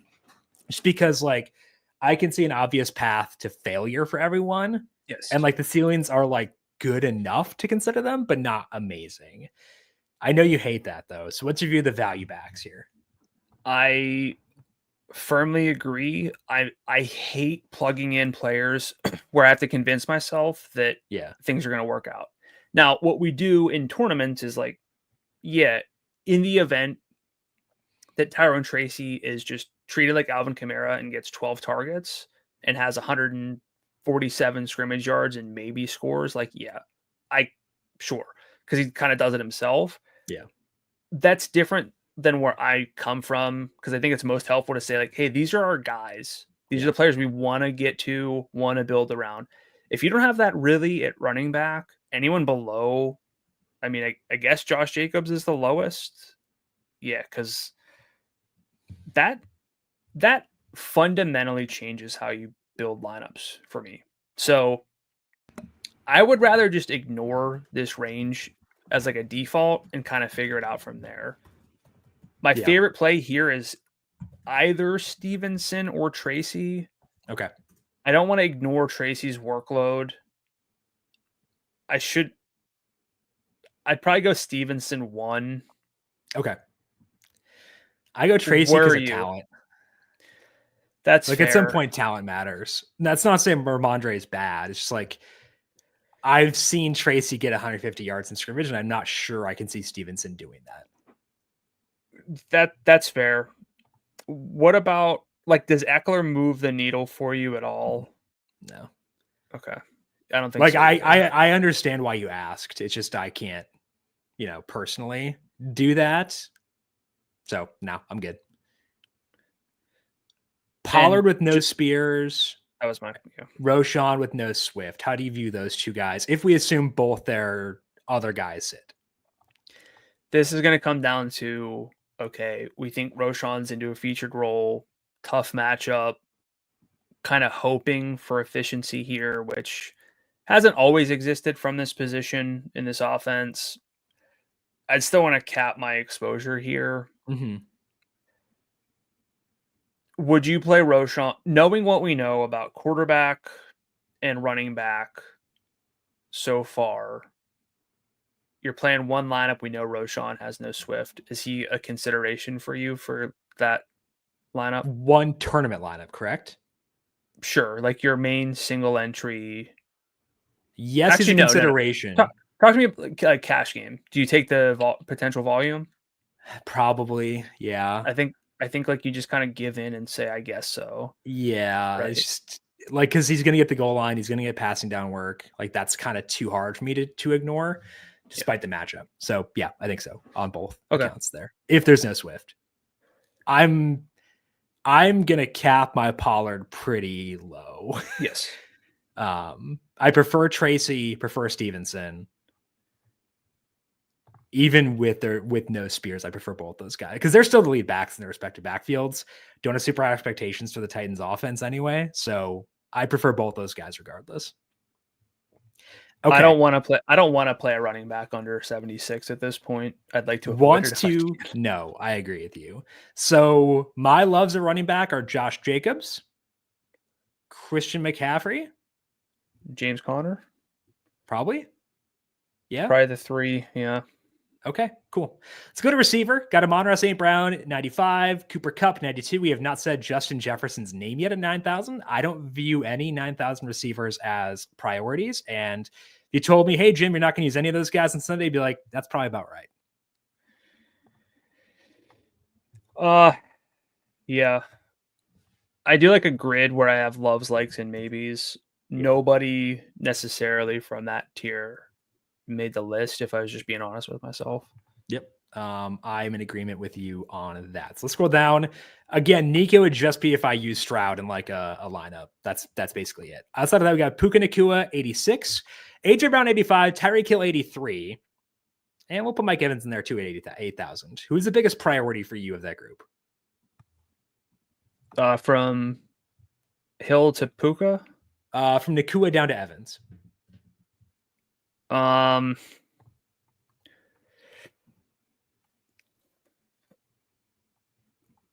Nacua is 1. Evans 2, Hill 3. Okay. Tyreek is 1 for me. Okay. I wouldn't argue that. I'd probably put Nacua 2 because of the wind for Evans. But if the wind goes down, I might go Evans above Is him. Brown close or no? I want to make sure I have at least a share. Yeah, he's one of the guys. But do you at least want to have a share of Justin Jefferson? No. Okay. That explains a lot. His AJ Brown's game is indoors, and I think it's quarterback. Yeah. I'm just for context. Yep. Okay. Let's scroll down here. DK Metcalf, 79. I'm not using Terry at 78. Debo, 76. Jackson Smith and Jigba, 75. Jaden Reed, 73. Marv is 72. And Cortland Sutton, 71. Who are the standouts for you in the 7,000 range? DK is the guy, right? DK by a mile. Is there anyone else who is like in consideration for you for like a like/love in the 7,000 range? Not really. Okay. Like I like Debo. A like I'd put on Debo. I'd put a like on Sutton. Like Marv because I'm going to stack that game. I don't dislike JSN, but if I'm being like tough here, not really. And as I build out lineups here with like Kyler, Jacobs, Connor, McCaffrey, see what that looks like. You're not getting back up to this range anyway. Okay. Cortland Sutton, I do want to highlight quickly at $7,100 because his role is nuts. And his quarterback is playing good football right now. So like kudos to them. Sutton, he has 70 plus yards in 4 consecutive games. He has 8+ targets in all those. He has a 40% deep target share this year with 2.7 deep targets per game and a 33% share in the red zone. He is playing indoors against a bad defense. I would feel like a dummy if I didn't at least mention him. Mm-hmm. So like, I think that Sutton is like someone I want to like kind of get in like a couple lineups on Sunday, like some FOMO lineups. I think he can actually be like, well, I don't know if he can burn me, I guess. Like he's a good football player and he's a good play at 71. I think he's a good play as well. Yeah. It comes down to, I'll just say this. If I play Kyler, I'll even put in Tua here just to save 100 and see if I play Tua. And this will sound nuts for anyone just joining. The three running backs with the absolute lowest salaries I feel good with would be Josh Jacobs, James Conner, and Jonathan Taylor. Okay. I'll put him in there. I think Tracy's at least like fine. Put in Tracy then. Okay. and a defense and see what we're dealing with. I Because know this is important for us. Defense is always like the fun part of salary school for me because I'm just like, I don't know what I'm going to see when I open up this pool for this week. So let's, oh boy. It's not the best week. It's not the best week. Bears at 39. Yeah, probably the first place. Okay, put Bears. So 66 left if we use Tua with Tracy, Jacobs, Connor. Can I put Hunter Henry in there? Are you okay with that? Sure. All right, cool. So we do that. 76-7 left. So yeah, you're right. We're not getting back in the 7,000 range a ton. Like you can do it, but if you had McCaffrey there, like no chance. Right, exactly. Yeah. Or even Jahmyr Gibbs, really. So like I think it's important. And this is about as bare bones as we're getting. And really, frankly, from here, like if you went from Tracy to Roschon Johnson, it's not enough. I'm probably not playing Tyrone Tracy and Roschon Johnson together. No. So like this is kind of what we're looking at. Yeah. Unless something else happens. Okay. So you kind of have to force in a 7,000 range receiver for the most part. Yeah. Okay. Scrolling down to the 6,000 range, Jawan Jennings is a love. We've talked about that a bit. I don't feel any need to deviate off that. Any don't see a lot else in the 6,000 range. Yeah. Any Tank Dell at 7 or no? Probably not. Okay. Because it's kind of like, I assume that Nico is an alpha game. That's the one reason I get to Stroud. Yeah. So probably like down on Dell, down on Downs. Jameson's salary is pretty elevated for the target share. So yeah, we have Jawan. Like there's a case to be made for a Xavier Worthy, but I'm not the one making that case this week necessarily. Like they don't give anyone a great target share or a lot of snaps. It's just not the best fantasy offense necessarily. Yeah. I understand market shares for Jacoby Myers, but I'm not getting there. Mm-hmm. I'd hear the case though for Calvin Ridley. Yeah, he missed practice because he was sick on Wednesday, so that's not a big concern. Will Levis is a D-gaffer. He'll chuck it deep and see what happens. So, like, in my Stroud lineup, I'd probably bring it back with Ridley to save some salary. But like, I'd be receptive to that. Yeah.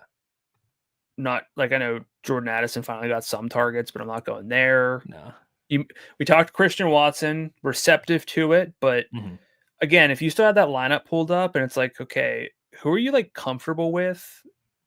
No one. I'm struggling to build that lineup. Yeah, no one below Jennings I'm comfortable with. And no one below Tyrone Tracy that we're comfortable with at running back. Correct. So you're gonna have to ask yourself a lot of questions and figure out where you're comfortable missing out, taking some stabs. Yeah. Watson primarily want him in like Love lineups just because like if he goes off, Jordan Love's probably going off. So you know, and Love's salary is 73. It's like that does help, but still. Okay, scrolling down, like Jalen Waddle is just staring us in the face, and I hate that because his market shares stink. He's not had a good year. I haven't seen any reason to think that's going to change, frankly. Right. But like in Tua lineups, sure, I'll put him in there a bit, but like I can't do it beyond that just because like 59 is so like his shares are so okay. The pitch for Waddle, if I'm arguing against myself because I don't want to use him, the pitch for him is. We know that there is a 100-yard game within him. So he did it in week 1. And we like this offense. They're very efficient right now. It's not a bad game where the total's been rising. Good matchup for them. Like there are factors in his favor. I just don't want to be like, God dang it, at like 3:00 Central on Sunday. Like, why did I trust Jalen Waddle? Why did I burn a lineup on this guy who got me 6 points? I agree. That's a floor argument. That's a floor argument. And it's really easy to plug him in and say, yeah, the talent's there, whatever. But I mean, like if you plug him in with sort of this chalky lineup, we've been not chalky, but like baseline lineup, you get back up to 86. You can play like Puka, something like that. You can play a DK Metcalf. Like you can do it. Do a double stack with Waddle and Hill and assume that Tua goes nuts and throws it to those two guys. Yeah. Do you really want to? Like, yeah, we're there. The market share, you kind of did this with, it's wild to think, like, make this conversation or make this comparison. We did it with Jamar Chase, where, like, do you think his target share stays 20% all year? No. Do you think And then Jalen he Waddle's went target share 10. stays 13%? Right. Probably not. Right. But that also doesn't mean he's a great play. Right. Yeah, I agree. Okay. Elsewhere in the 5,000 range, I like Xavier Leggett as a talent. I think that he'll eventually be interesting, but like the Chiefs defense is too good for me to trust the Panthers for this week. No Alec Pierce, no Pit Boy. Dobbs 56. We've kind of flirted with him a bit this year. And like his yards per route run was up, but I'm pretty sure it's cratered the past couple weeks. Yeah, he's still like running routes, but the market shares are down for him with Watson getting more involved again. Like Watson's had a 22%, 19%, 24% target share his last three. Maybe I should just be higher there. And 4 downfield targets in consecutive games. Yeah. So Dobbs, I don't think I can talk myself into that. We talked about the Marcus Robinson with like a 14% target share. No, like can't do that really. Pearsall got blanked last week. Yeah. You're kind of just depending on like a long touchdown again, basically. It seems like. We could just get a free touchdown with Nick Westbrook at Keeney, but that's a joke. I will point out Rome Odunze. That's the one guy I had notes on below 6,000 who I referenced earlier. Yeah. He gets downfield work. He does. Caleb looked pretty good last week, I thought. Even with like Keenan active, frankly, DJ Moore, Keenan Allen, and Rome Odunze all have at least a 20% target share in those games. It's not a terrible situation. It is not, yeah. I'm going to use Rome Odunze. I know I am. He could kind of unlock some stuff. So, like, would you rather use a Odunze and save $700 or use Christian Watson at 61? I'd probably. That's a good one, actually. I think I'm going to Odunze. I might go to Odunze there. Yeah. But like, of the guys with a salary below $6,000, I can most easily envision his ceiling with Odunze. Yeah, it's pretty straightforward with him. He's getting work and he's getting downfield work together, so you like that. So, 10 targets in their first game with a new offensive coordinator too. Like that's pretty nice. Yeah. Rookie, ascending player potentially. I think there's enough there for me to get there with him. 15.9 FanDuel points a couple weeks ago without a touchdown, which is tough to do. So, yep, I'm on there. It's a Noah Brown revenge game. I, for once, probably will not be there just because I think the passing volume is going to be like 25 pass attempts. So he's my guy. It's a revenge game. Happy for him. Hope he does well. We love Darius Slayton on this podcast. We do not love Darius Slayton with Tommy DeVito. Jalen Coker with Adam Thielen back. Not sure what his role will look like. Pretty tough matchup for him. Kendrick Bourne looked pretty good last week, if I recall correctly. 5 for 70 and 1. Could be worse. It could be worse. And like, again, if I'm looking at the Patriots, like, should I actually have all my bringbacks be Hunter Henry, or should I mix in, and Stevenson, I guess, too, or should I mix in some Bourne? Maybe I should get some Kendrick Bourne. Maybe. What about Kayshawn, though? You talked about the routes, 96% plus in 3 straight. Yeah. Would you, if you can, you're building one, because not everyone's going to have 50 lineups, right? Yeah. Like someone's like, hey, I love the Tua idea with Tyreek and either Jonnu or Waddle, and I want to not go Hunter Henry because I want to play George Kittle or just something. Sure. Which receiver are you going? Booty for the deep targets and the routes. Okay. I think that's probably the right play. Okay. Anything else in the 5,000 range? Nope. It was Marvin Mims for those who are not watching. Okay. I briefly thought about it, but no. I think that's it. So anything else in the 5,000 range? No, but if the only concession I make to get up to a stud running back or something is Rome Odunze is going to get targets and is probably a good football player. I'm not against that. This is probably going to be it's going to be a week where I guess if I have to, just to make things work, I've played worse plays than Rome Odunze to make. And I played worse plays than Joe and Waddle too. That's so true. Despite our trepidations, legitimate concerns, I will have him in some lineups, but That's really it. 5,000 Yep. range is pretty gross. So loves for me at receiver. I'm going to go Jawan Jennings. I'm going to go Tyreek. For me. You go I'm DK. going DK. I think DK, if I weren't going Tyreek, I'd go DK. And I'll put a Dunze in there because I need the salary, frankly. It's kind of been like, if we were doing our traditional, I think it'd be DK, Jawan for me, and then I might be there with Watson now that I realize his single game target shares have actually been steady. Yeah. The volume wasn't always great for those, but it's probably a Dunze or Watson.